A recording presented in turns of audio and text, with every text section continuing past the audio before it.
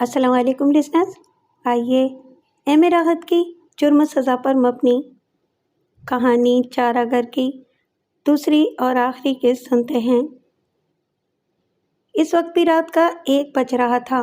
کوٹھی سناٹے میں ڈوبی ہوئی اور زمرد جان اپنی ڈیوٹی پر مستعد تھا کہ اسے محسوس ہوا کہ گیٹ کے باہر کوئی آہٹ ہوئی ہے۔ اس نے برق رفتاری سے گن سنبھالی اور دبے قدموں گیٹ پر آ گیا۔ پہلے اس نے گیٹ سے کان لگا کر باہر کی آوازیں سنی تو اسے ہلکے ہلکے کراہنے کی آوازیں آئیں۔ انسانی کراہوں کی آوازیں سن کر اس کے دل میں ہمدردی جاگ اٹھی اور اس نے ذیلی دروازہ کھول کر باہر جھانکا۔ گیٹ کے باہر روشنی میں اس نے میلے کچیلے کپڑوں میں ایک شخص کو دیکھا جو دیوار سے ٹیک لگائے گہری گہری سانسیں لے رہا تھا اور کرا رہا تھا۔ زمرد جان جلدی سے باہر نکل کر اس کے پاس پہنچ گیا۔ کیا بات ہے بابا صاحب؟ خیر ہے؟ آپ کون ہیں؟ فقیر ہوں بابا، بھیک مانگتا ہوں۔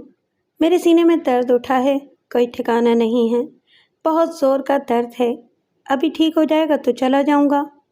فقیر کی آواز میں بڑی مظلومیت تھی۔ زمرد خان کے دل میں سخت ہمدردی جاگ اٹھی۔ اس نے رائفل جلدی سے نکالی اور جلدی سے فقیر کے پاس جا بیٹھا۔ کدھر درد ہے؟ میرے کو بتاؤ۔ ابھی یارا، میرے کو آرڈر نہیں ہے ورنہ تیرے کو اندر لے جاتا۔ میں تمہارے کو پانی پلاؤں؟ بڑی مہربانی ہوگی، تھوڑا سا پانی۔ فقیر نے احسان مندی سے کہا اور زمرد جان جلدی سے اٹھ گیا۔ اس نے دیوار سے لگی رائفل اٹھائی اور تیزی سے اندر داخل ہو گیا۔ گیٹ کے قریب بنے ہوئے کیبن سے اس نے پانی کا گلاس بھرا اور باہر مڑا ہی تھا کہ ہٹا کٹا فقیر اسے گیٹ کے اندر اپنے قریب کھڑا نظر آیا۔ زمرد خان ہکا بکا رہ گیا۔ ابھی کچھ لمحے پہلے تو اسے یوں لگا تھا جیسے فقیر اپنی جگہ سے ہل بھی نہیں سکے گا، اور اب وہ اس کے سامنے چاقو چوبند کھڑا تھا۔ تم اندر کیوں آ گیا؟ میں نے بولا تھا کہ میرے کو آرڈر نہیں ہے کہ کسی کو گیٹ سے اندر آنے دوں، ورنہ میں… زمرد خان کے منہ سے اتنا ہی نکلا تھا کہ فقیر کے دونوں ہاتھ پھسل کر اس کی گردن پر پڑے اور پانی کا گلاس اس کے ہاتھ سے اچھل کر دور جا گرا۔ اس نے گردن پکڑنے کی کوشش کی لیکن فقیر نے اس سے پہلے ہی اس کی گردن دونوں ہاتھوں میں بھینچ کر اسے جھٹکا دیا اور زمرد خان کا سانس بند ہو گیا۔ بڑا ہی عجیب داؤ تھا۔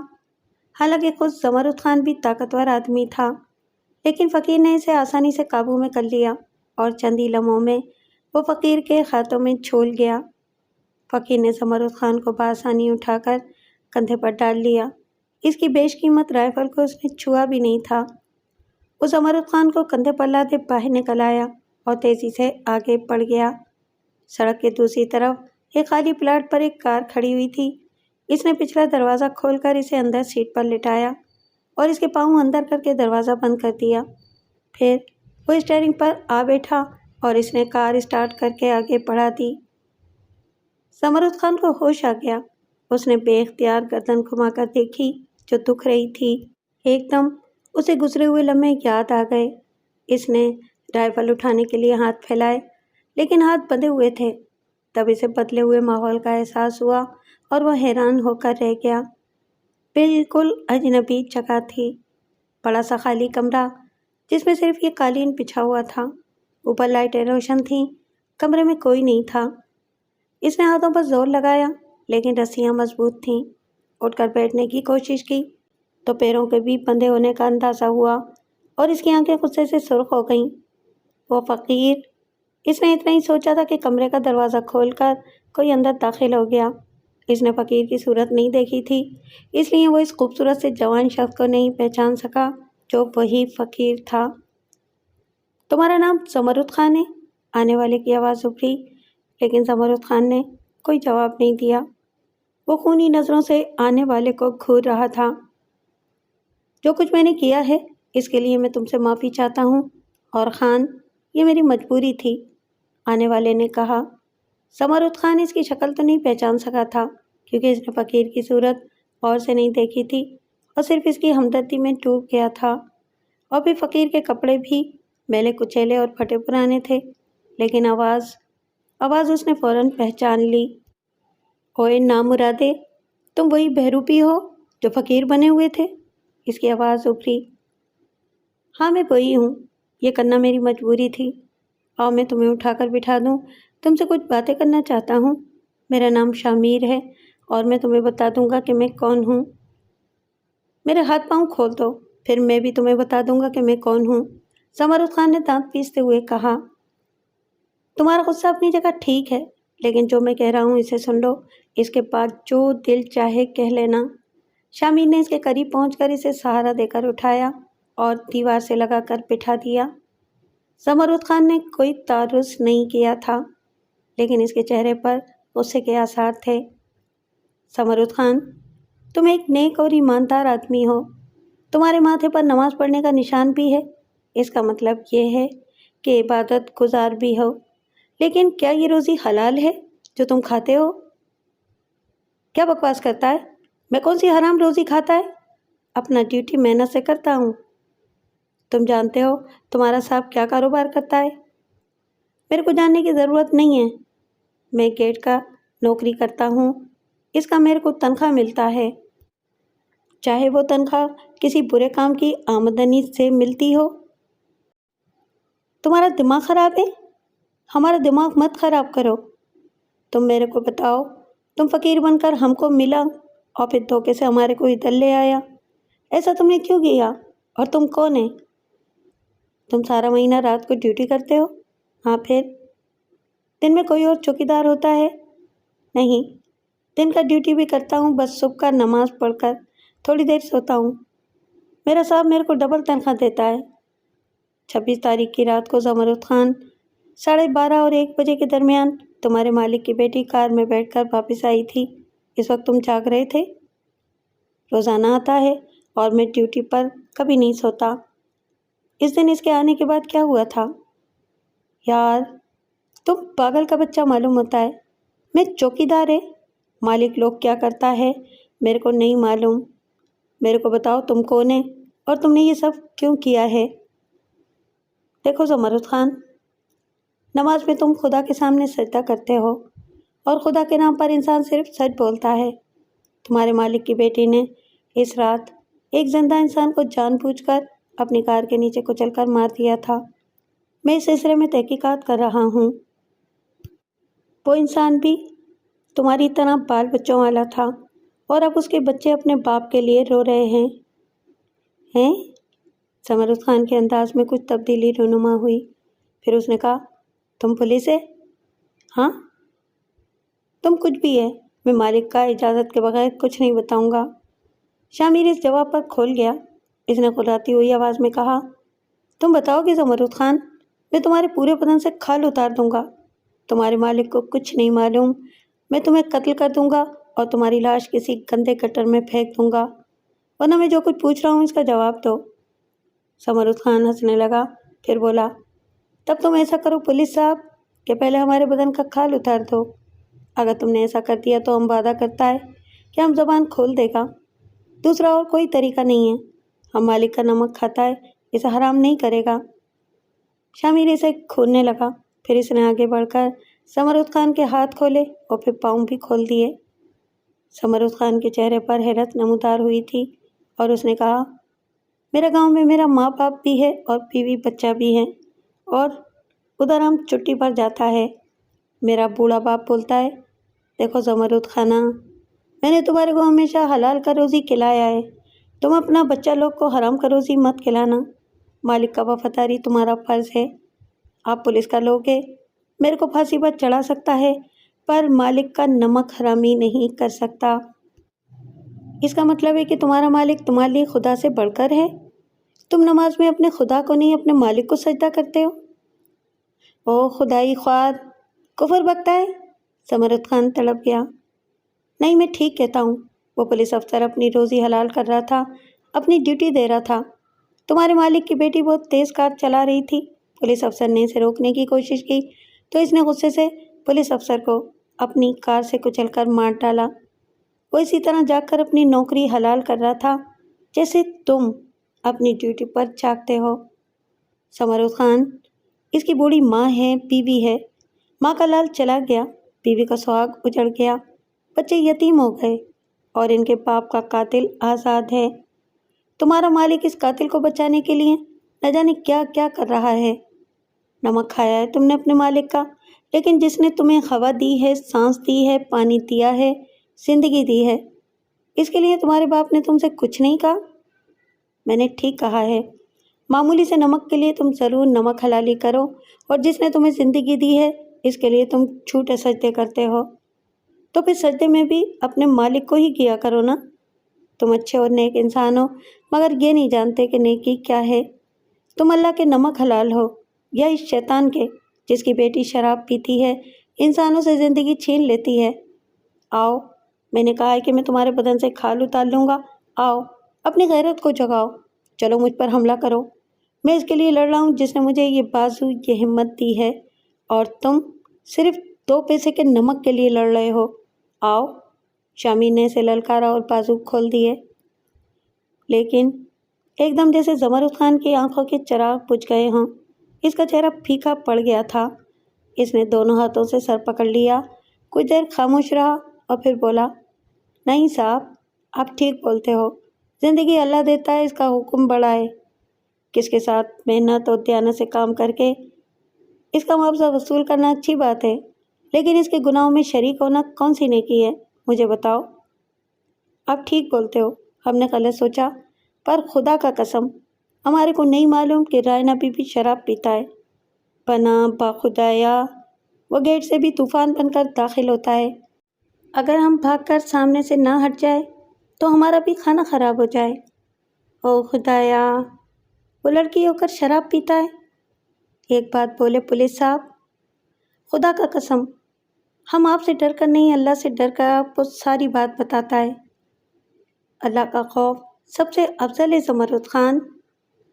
ہم نے ابھی سے یہ نوکری چھوڑ دیا ہے، اب ہم ادھر نوکری نہیں کریں گے۔ ابھی میں آپ کو یاد کر کے سارا بات بتاتا ہوں۔ 26 تاریخ کی تھا، رائنا بی بھی اندر آیا، ڈانگے بھی اس کے ساتھ تھا۔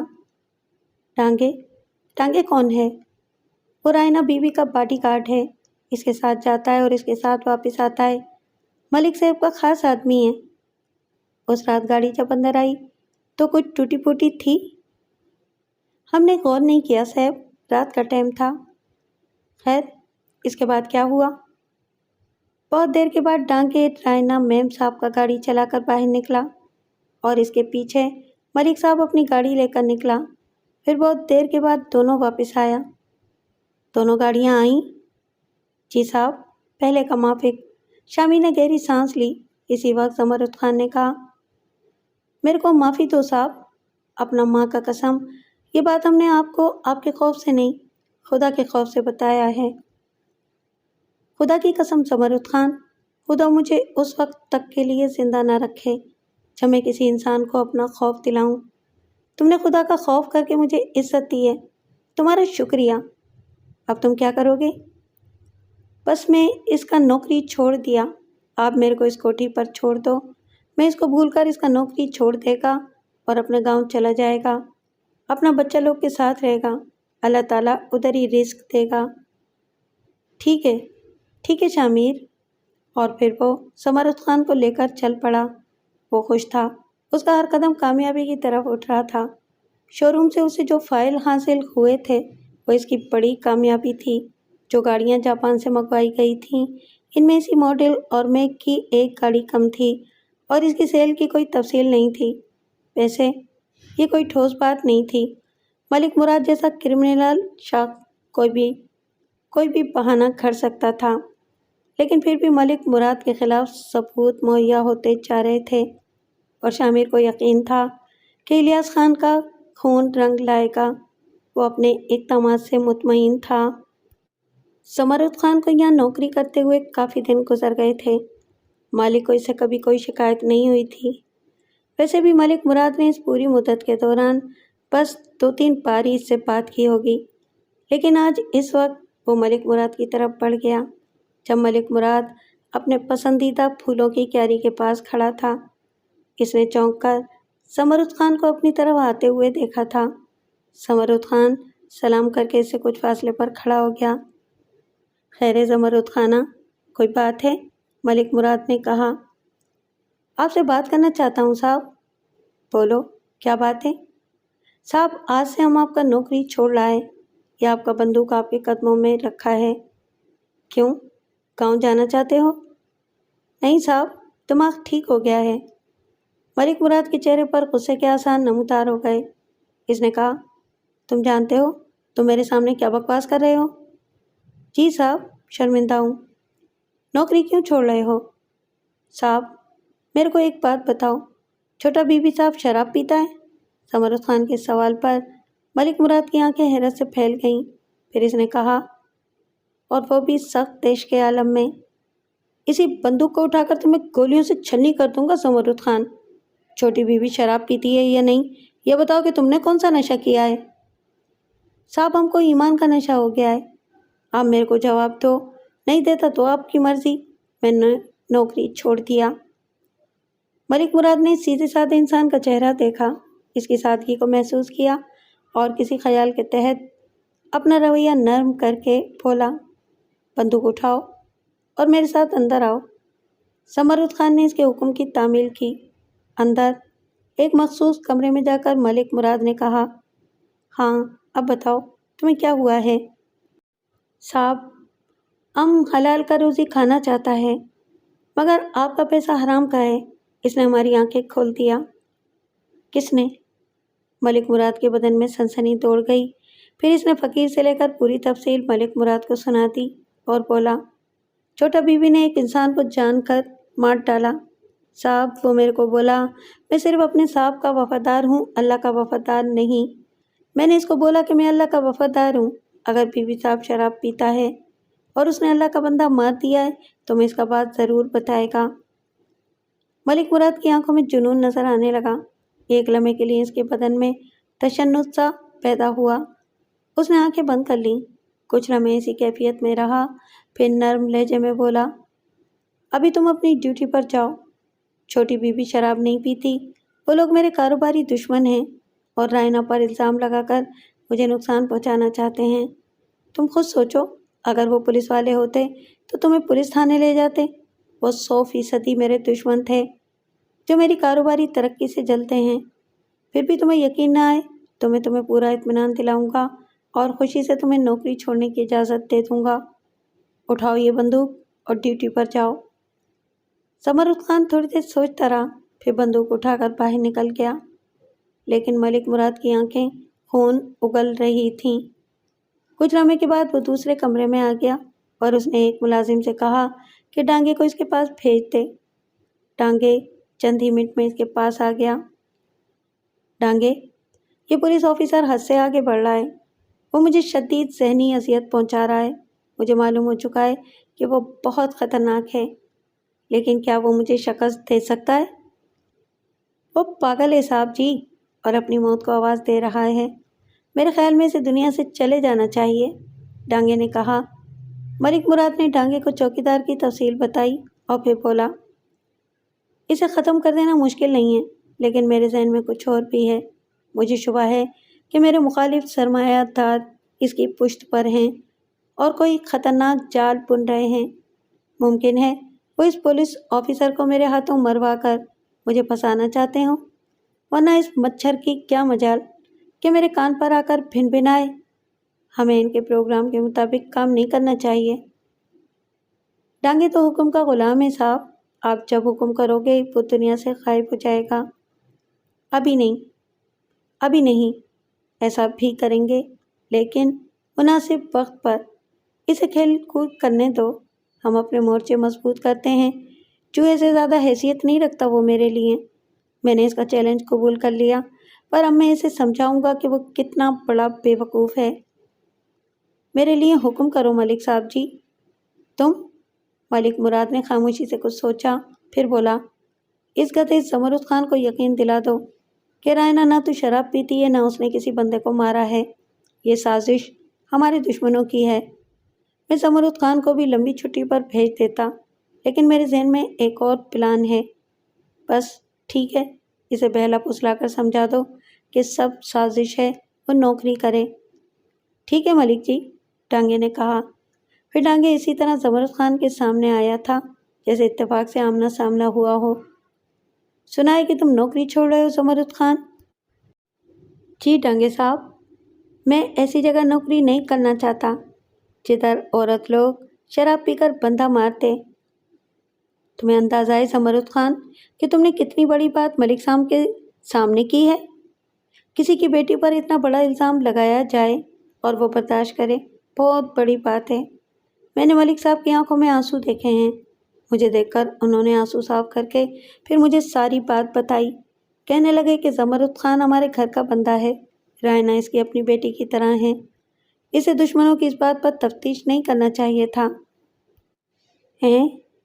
ज़मरुद खान बहक गया। हाँ, कोई बच्चा भी असल बात समझ सकता है। मलिक साहब ने मुझे पूरी बात बताई है। तुम खुद सोचो, अगर वो पुलिस वाला भी था तो इसे खुलकर तहकीकात करनी चाहिए थी। तुम्हें पुलिस के ज़रिए थाने बुलवाकर पूछगछ करता। वैसे मैं तुम्हें बताऊं, इस रात रायना बीबी अपना कुछ कीमती सामान क्लब में भूल आई थी। मलिक साहब को जब पता चला तो वो मुझे साथ लेकर क्लब गए और हम दोनों वो सामान ले आए। ये बात थी। मलिक साहब के बहुत से दुश्मन हैं। उन्होंने बात का पतंगड़ बनाकर मलिक साहब को फंसाने की कोशिश की। पूरा प्लान था। उन्होंने खुद सार्जेंट को मारा और नाम रायना बीबी पर लगाने की कोशिश की। यह है पूरी साजिश और तुम दुश्मनों के बहकावे में आकर नौकरी छोड़ रहे हो। मलिक साहब ऊपर से सख्त नज़र आते हैं, लेकिन अपने साथियों से वो अपने बच्चों की तरह मोहब्बत करते हैं। जानते हो मुझसे क्या कह रहे थे? मैं नहीं जानता, ज़मरुद खान बोला। कह रहे थे कि ज़मरुद खान ने दिल तोड़ दिया, वो मुझे छोड़कर चला जाएगा। मैंने कभी नहीं सोचा था।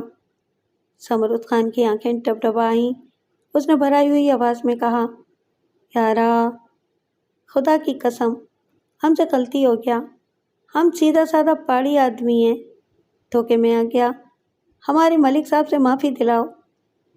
मैं बताऊंगा मलिक साहब को, तुम फिक्र मत करो, टांगे ने कहा और वहाँ से वापस चल पड़ा। इसके होंठों पर शैतानी मुस्कुराहट फैली हुई थी। इसने मलिक मुराद को तफसील बताई और मलिक मुराद भी मुस्कुराने लगा। चलो, ज़िंदगी बचा ली इसने ये फैसला करके, वरना ये रात इसकी ज़िंदगी की आखिरी रात होती। कुछ डाकू कोठी में दाखिल होने की कोशिश करते, वो इन्हें रोकता और वो इसे गोली मारकर भाग जाते। ये कहकर मलिक मुराद हंसने लगा। सफूरा इस दीवाने को अच्छी तरह जानती थी, जिसका नाम शामिर था। पता नहीं किस किस्म का इंसान था।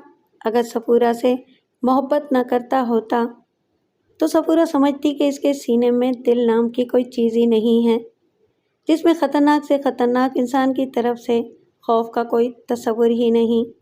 मलिक मुराद पहले भी कोई मामूली शख्सियत का मालिक नहीं था और पुलिस के पास इसकी पूरी तफसील मौजूद थी, लेकिन अब मज़ीद तफसीलात हासिल हो चुकी थीं, जिनके तहत वो एक बेहद ताकतवर रईस था, जिसके हाथों की लंबाई नहीं नापी जा सकती थी।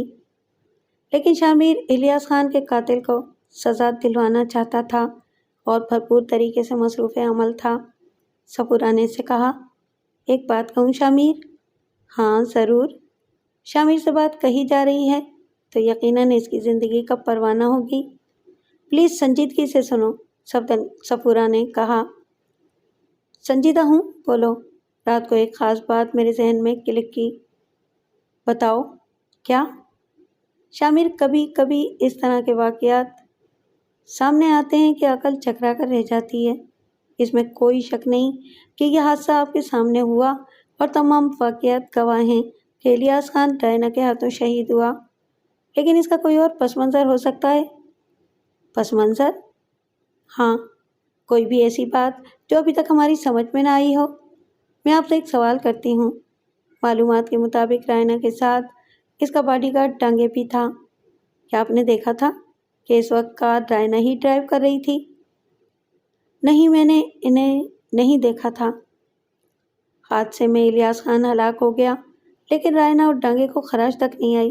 रायना क्लब में शराब पीती है, नशे के आलम में मुमकिन है डांगे को हिदायत हो कि वो रायना को ड्राइविंग ना करने दे, इसलिए कार डांगे ही चला रहा हो। आगे कहो। शामिर ने आंखें बंद कर लीं। डांगे इस हादसे का मुजरिम रायना को साबित करना चाहता है। वो क्यों? शामिर ने कहा। वो मलिक मुराद के किसी दुश्मन का आलाकार हो। आपको पता है कि आजकल जुर्म की साइंस بدل چکی ہے اور یار کیوں پریشان کر رہی ہو؟ دوسرے واقعات بھی تمہارے علم میں ہیں۔ ملک مراد نے میرے سارے اقدامات بھی ٹانگے کے ساتھ مل کر کیے ہیں۔ ٹانگے کہیں سے بھی اس کا مخالف نہیں نظر آتا۔ بس یوں ہی خیال آیا تھا، صفورہ نے کہا۔ لیکن تمہارے اس خیال نے مجھے پریشان کر دیا ہے، شامی نے گہری سانس لے کر کہا۔ کچھ دیر وہ خاموش رہا، پھر بولا، اچھا ایک کام کرو، بتائیے۔ الیاس خان کے گھر کا ایک چکر لگا لو، خدا اس کے اہل خاندان اور بچوں وغیرہ کی خیریت بھی پتہ چل جائے گی۔ اور شامی دیر تک صفورہ کو کچھ سمجھاتا رہا تھا۔ صفورہ الیاس خان کے گھر میں داخل ہو گئی۔ الیاس خان کے گھر میں خاصی چہل پہل تھی، رشتہ دار وغیرہ کافی تھے۔ ایک بگڑی ہوئی شکل کے ایک دراز قامت آدمی نے اس کے ساتھ عجیب سلوک کیا۔ وہ اسے دیکھ کر سیدھا اس کے پاس آیا تھا۔ کون ہیں آپ؟ اس نے بڑی بدتمیزی سے پوچھا۔ جی ریحانہ کے پاس آئی ہوں۔ صفورہ نے الیاس خان کی بیوی کا نام لیا۔ کیوں؟ دوست ہوں اس کی۔ مجھے تو دشمن لگتی ہیں۔ جی؟ صفورہ نے حیرت سے اسے دیکھا۔ جی ہاں، غم و اندوں میں ڈوبے ہوئے لوگوں کو بے سکون کر دیا ہے آپ لوگوں نے۔ میں کہتا ہوں کہ انہیں سکون لینے دیں آپ کون ہیں اور یہاں کیا کر رہے ہیں؟ صفورہ تپ گئی۔ شیراز ہے میرا نام اور میں ریحانہ کا بھائی ہوں۔ آپ پہلے تو یہاں نہیں نظر آئے۔ آپ میرے بارے میں تحقیق کرنا چاہتی ہیں؟ جی نہیں، لیکن آپ کے اس غیر مہذب رویے کی وجہ جاننا چاہتی ہوں۔ ٹھیک ہے، چاہیے، بلکہ آئیے۔ اس نے صفورہ کو اندر چلنے کا اشارہ کیا۔ صفورہ کو وہ شخص نیم خپتی سا لگا تھا۔ الیاس خان کی بیوی نے مغموم سی مسکراہٹ کے ساتھ اس کا استقبال کیا تھا۔ اس کے دونوں چھوٹے بچے بھی اس کے پاس بیٹھے ہوئے تھے۔ آپ سے پہلے بھی ملاقات ہوئی ہے نا؟ وہ بولی۔ ہاں میں آئی تھی آپ کے پاس۔ جی، شناسا چہرہ لگا ہے آپ کا، آئیے بیٹھیے، اس نے خوش اخلاقی سے کہا۔ یہ فرما رہی تھی کہ یہ آپ کی دوست ہیں؟ شیراز نے طنزیہ لہجے میں کہا۔ ہاں میری یہ دوست ہیں، آپ باہر جائیے شیراز بھائی۔ ٹھیک ہے، لیکن مجھے زیادہ دوست پسند نہیں ہیں، تم اچھی طرح جانتی ہو، اس نے کہا اور باہر نکل گیا۔ یہ کون صاحب ہیں؟ صفورہ نے پوچھا۔ میرے کزن ہیں، خالہ کے بیٹے۔ آپ کے ساتھ رہتے ہیں؟ ارے نہیں، بس یوں ہی سے ہیں، بس زبردستی کے مہمان اور ہمدرد۔ ریحانہ کی آنکھوں میں آنسو آ گئے۔ اصل میں جب انسان بے سہارا ہو جاتا ہے تو اس طرح کی لاتعداد بیماریاں اسے کھیل لیتی ہیں۔ آپ سے تفصیلی تعارف نہیں ہو سکا، اس کی وجہ ظاہر ہے کہ آپ غم کا شکار ہیں۔ میرا نام صفورہ حیدر ہے، میں سب انسپکٹر کے عہدے پر کام کرتی ہوں۔ ظاہر ہے الیاس خان صاحب میرے لیے بہت اہمیت رکھتے تھے۔ میرے لائق کوئی خدمت ہو تو مجھے بتائیے۔ اوہ، یہ تو میری خوش قسمتی ہے کہ مجھے کوئی مضبوط ہمدرد مل جائے۔ آپ بہت پیاری لگی ہیں مجھے، وردی میں کتنی خوبصورت لگتی ہوں گی۔ اللہ آپ کو ہمیشہ پوری نظر سے محفوظ رکھے۔ بہت شکریہ، ایک بار پھر معافی چاہتی ہوں، مجھے یوں لگا جیسے یہ شیراز صاحب آپ کے لیے پسندیدہ شخصیت نہیں ہیں۔ مجھے ان کے بارے میں کچھ تفصیل بتانا پسند کریں گی؟ اب تو میں ضرور بتاؤں گی۔ بہت بڑے درد سر ہیں میرے لیے، اور اب تو انہیں آزادی مل گئی ہے۔ میری اور الیاس خان کی زندگی کے لیے یہ شخص ہمیشہ الجھن بنا رہا ہے۔ کیسے؟ میرا خالہ زاد بھائی ہے اور مجھ سے محبت کا دعویٰ رکھتا ہے۔ اوباش طبع شخص ہے، کسی فرم میں نوکری کرتا تھا، وہاں غبن کیا، 6 ماہ کی سزا ہو گئی، غبن کا روپیہ برآمد نہیں ہو سکا تھا۔ سزا کاٹنے کے بعد باہر آیا اور پھر پراسرار طور پر غائب ہو گیا۔ پتہ چلا کہ ملک سے باہر نکل گیا تھا۔ 3 سال کے بعد پھر نمودار ہو گیا۔ اس دوران الیاس خان سے میری شادی ہو گئی تھی۔ اسے پتہ چلا تو یہ بہت چراغ پا ہوا، میری والدہ کو بھی دھمکیاں دیں اور الیاس خان سے بھی بہت سی فضول باتیں کیں، لیکن الیاس خان بہت سخت انسان تھے۔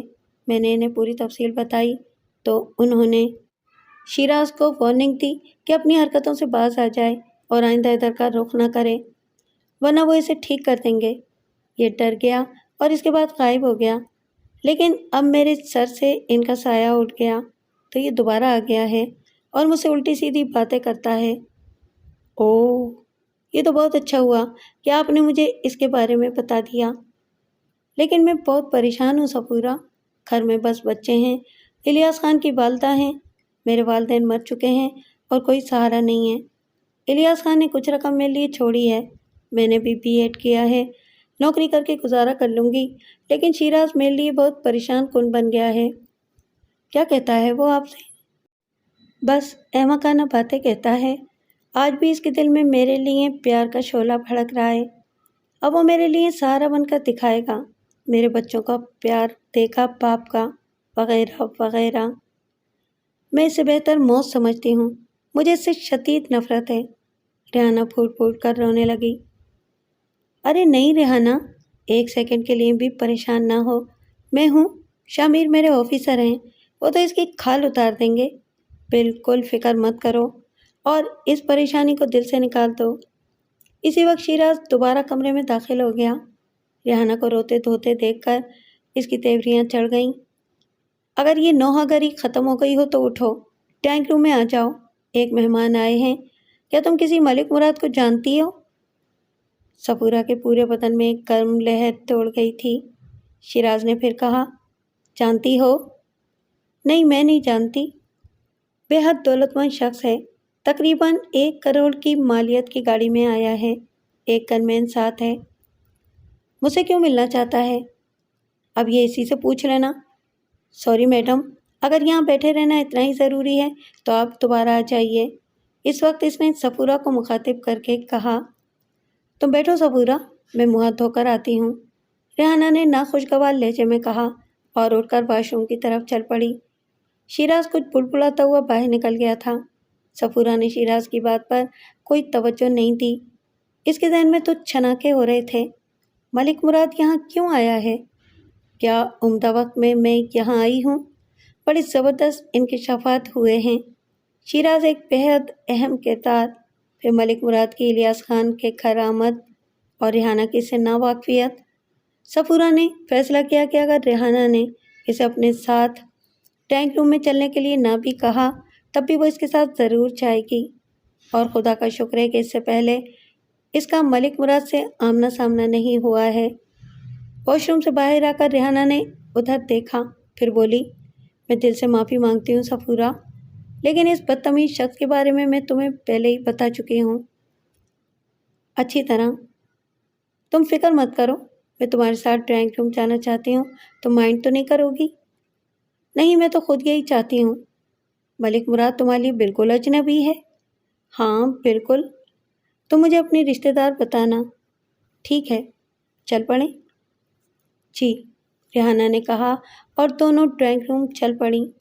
ملک مراد بے حد قیمتی سوٹ میں ملبوس، ہاتھ میں سونے کے مٹھ والی چھڑی لیے ایک صوفے پر بیٹھا ہوا تھا۔ باڈی گارڈ ٹانگیں کسی سنگی ستون کی طرح صوفے کے پیچھے ایستادہ تھا۔ ایک گوشے میں شیراز سکڑا ہوا کھڑا تھا۔ غالباً ملک مراد کے کر و فر کو دیکھ کر اس کی بیٹھنے کی جرت نہیں ہوئی تھی۔ ریحانہ نے اسے سلام کیا تو اس نے جواب دے کر ہاتھ اونچا کر دیا۔ ریحانہ آگے بڑھی تو اس نے ریحانہ کے سر پر ہاتھ پھیرا، پھر صفورہ کی طرف دیکھا تو صفورہ نے بھی آگے بڑھ کر سر جھکا دیا۔ میرا اندازہ غلط نہیں ہے تو تم الیاس خان کی بیوہ ہو؟ جی، ریحانہ آہستہ سے بولی۔ یہ بچی کون ہے؟ میری کزن ہے۔ بیٹھو۔ بیٹے تم مجھے نہیں پہچانتی ہوگی، میرا نام ملک مراد ہے۔ کبھی کبھی کوئی کسی سے ملتا بھی ہے تو کیسے؟ اس کی پیشانی بلا وجہ داغدار کر دی جاتی ہے، مگر یہ داغ دشمن لگا دیتے ہیں، خود اس کا اس برائی سے کوئی تعلق نہیں ہوتا۔ میں سمجھی نہیں انکل، ریحانہ نے کہا۔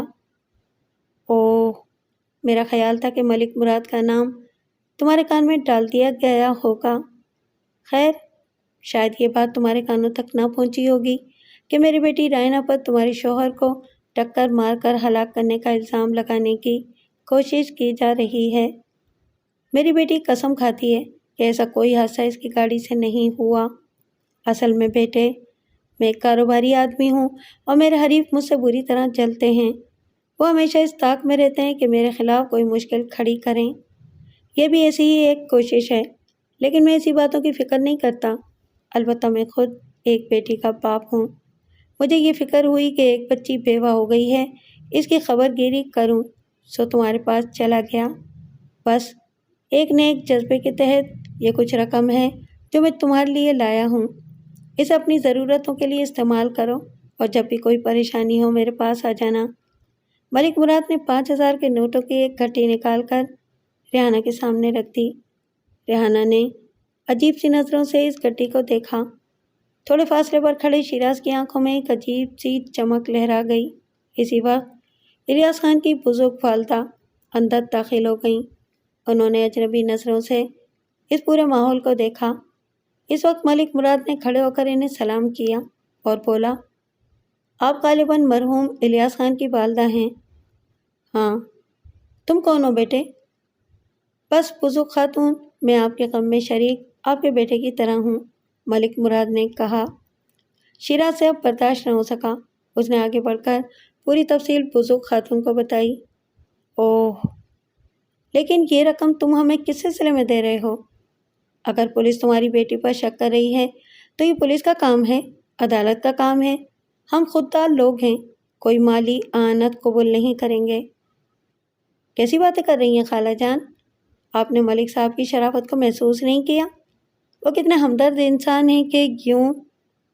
بزرگ خاتون نے سخت نظروں سے شیراز کو دیکھا اور سرد لہجے میں بولی، شیراز، تم اس گھر میں مہمان ہو، کیا مہمانوں کو میزبانوں کے معاملات میں بولنے کا اختیار ہوتا ہے؟ میں مہمان نہیں ہوں خالہ جان۔ الیاس بھائی کی موت کے بعد اپنی بہن اور اس کے چھوٹے چھوٹے بچوں کی دیکھ بھال میری ذمہ داری ہے۔ میری بہن بیوہ ہو گئی ہے، کیا میں سکون سے بیٹھا رہوں؟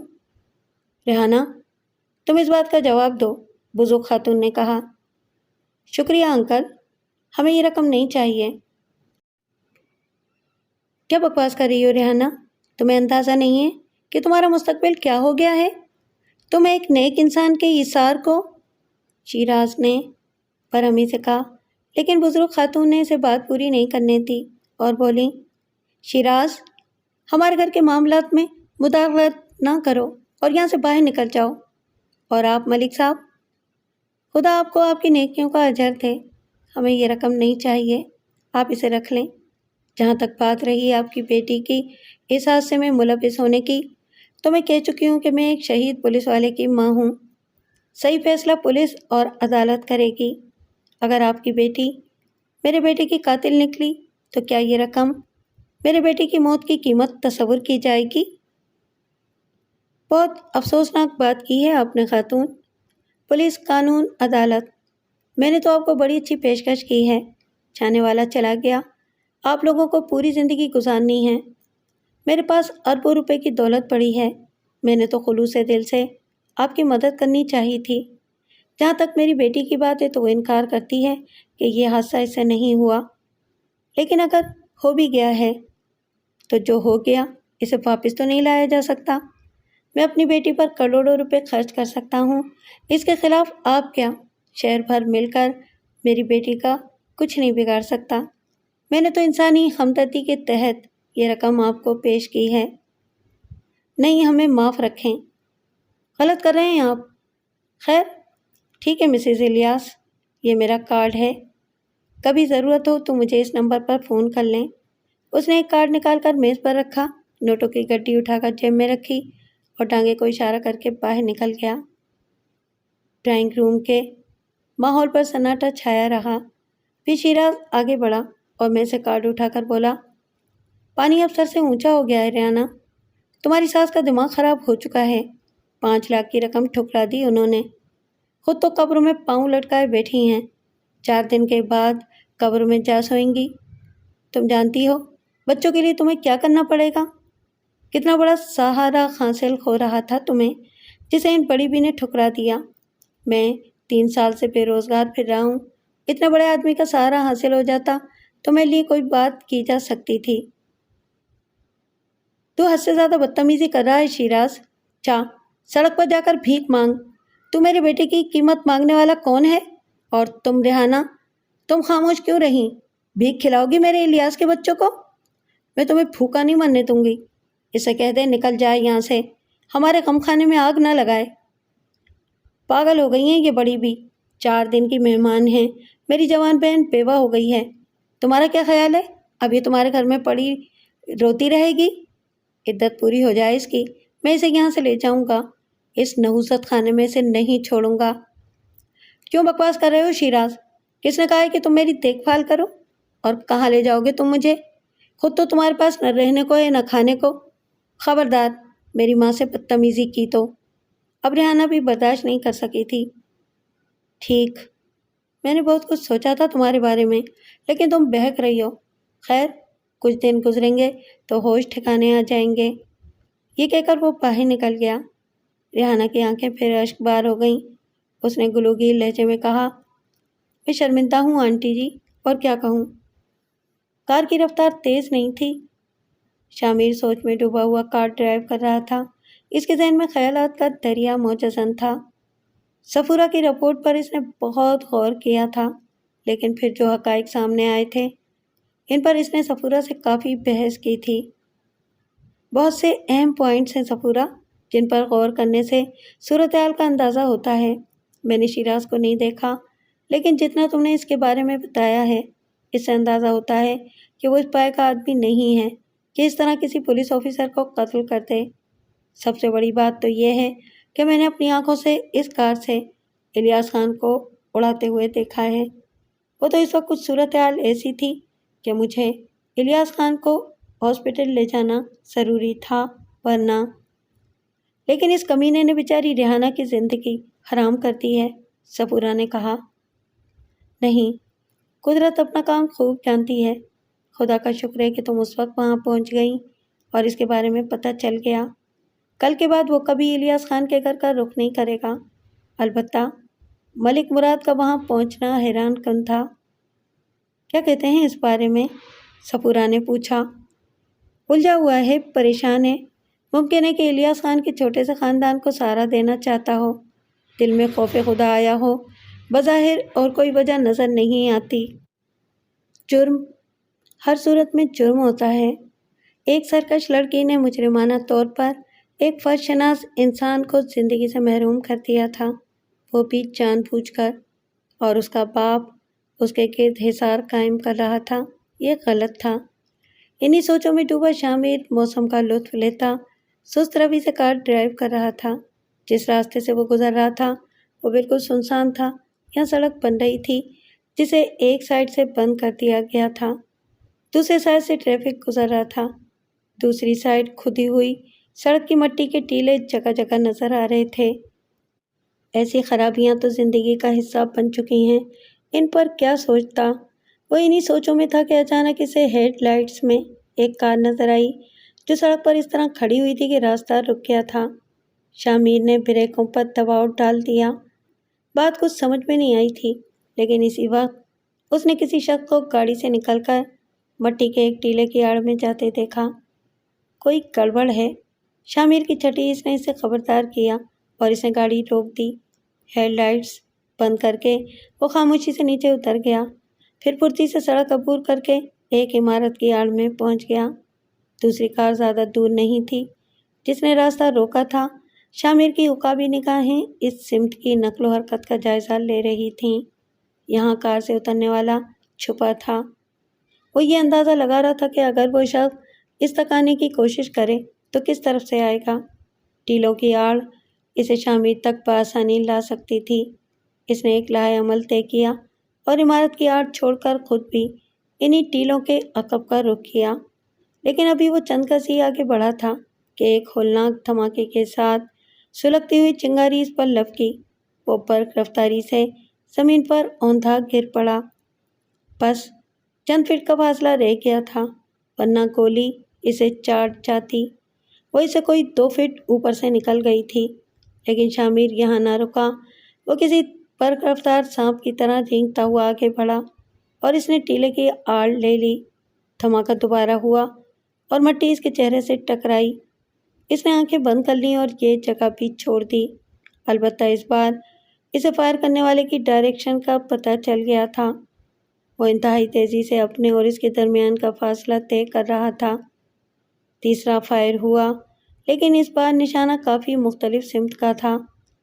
اس کا مطلب ہے کہ حملہ آور اس کی سمت کا اندازہ نہیں لگا سکا، لیکن شامیر کو اس کی سمت کا اندازہ بخوبی ہو گیا تھا۔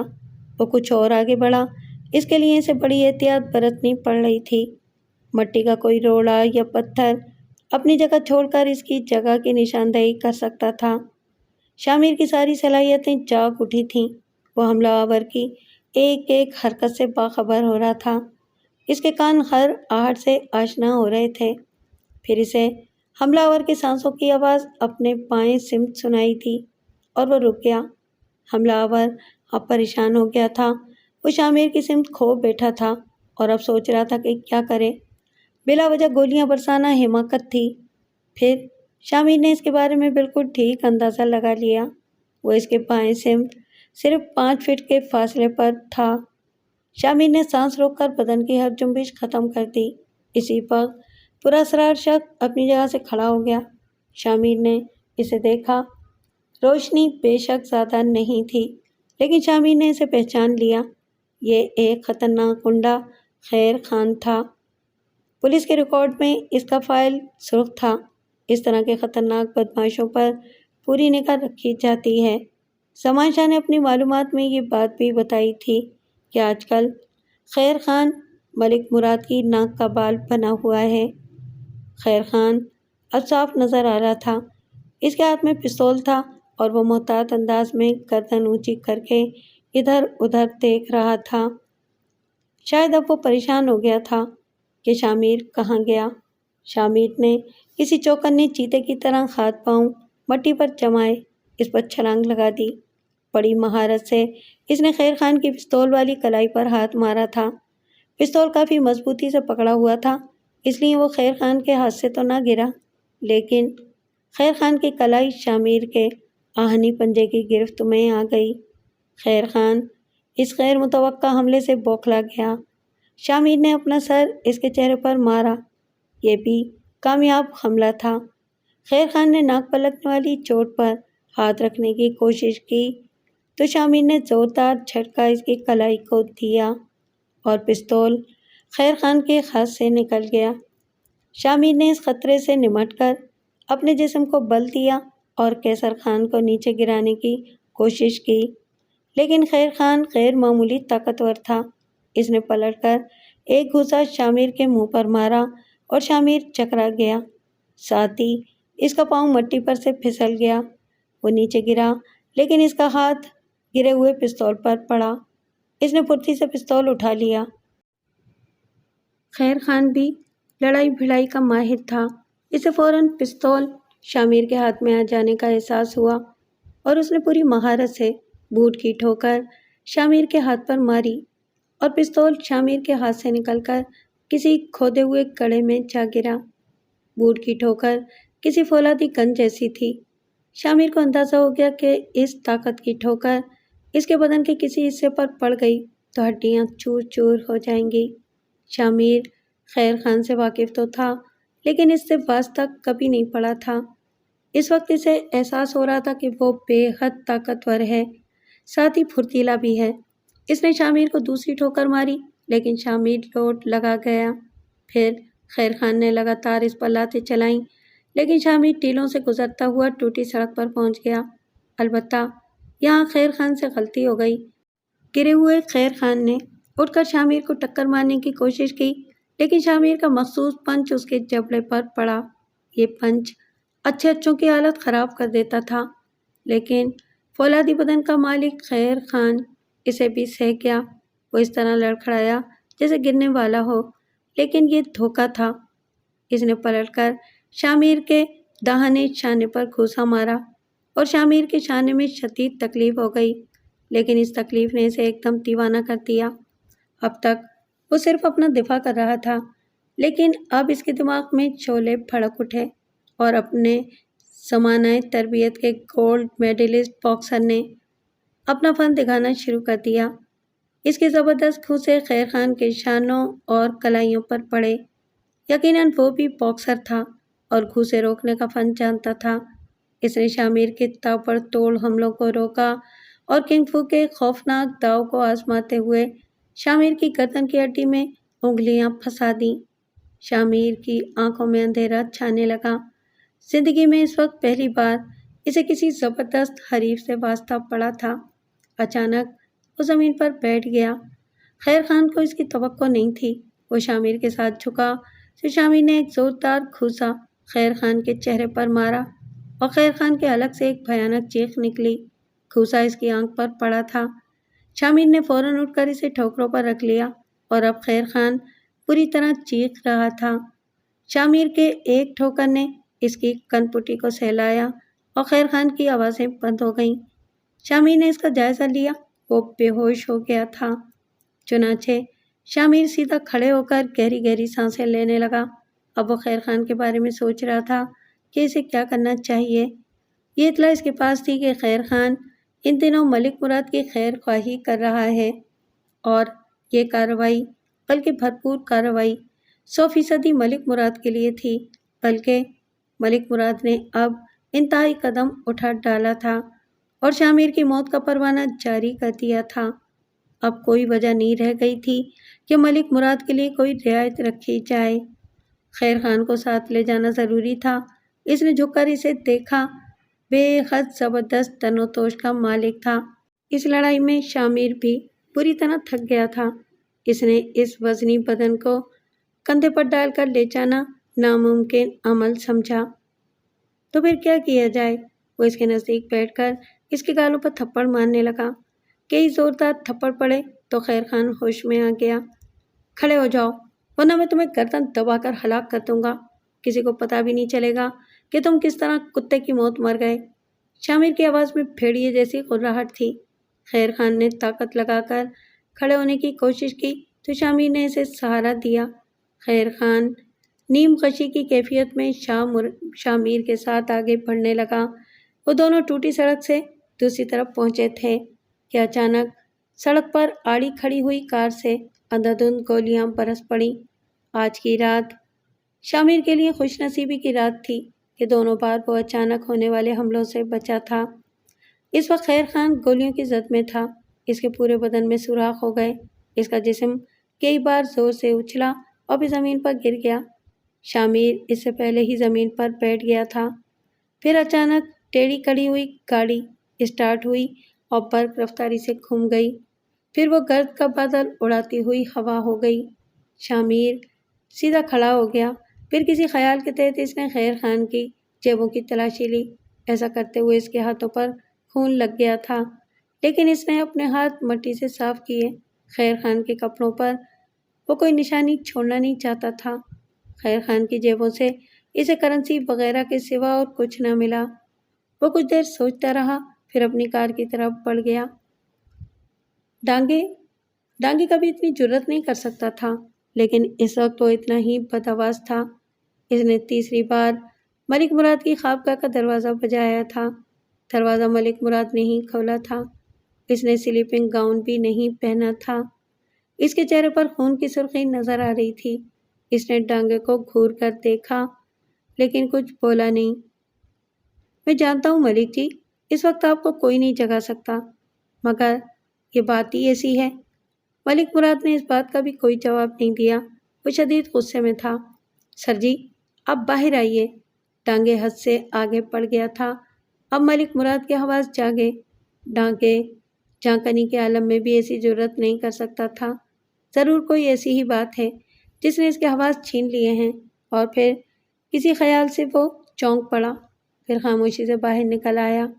کمرے کے دروازے سے کچھ دور جا کر وہ رکا تو ڈانگے نے کہا، ملک جی، خیر خان مارا گیا۔ کیسے؟ ملک مراد نے آواز پر قابو پا کر کہا۔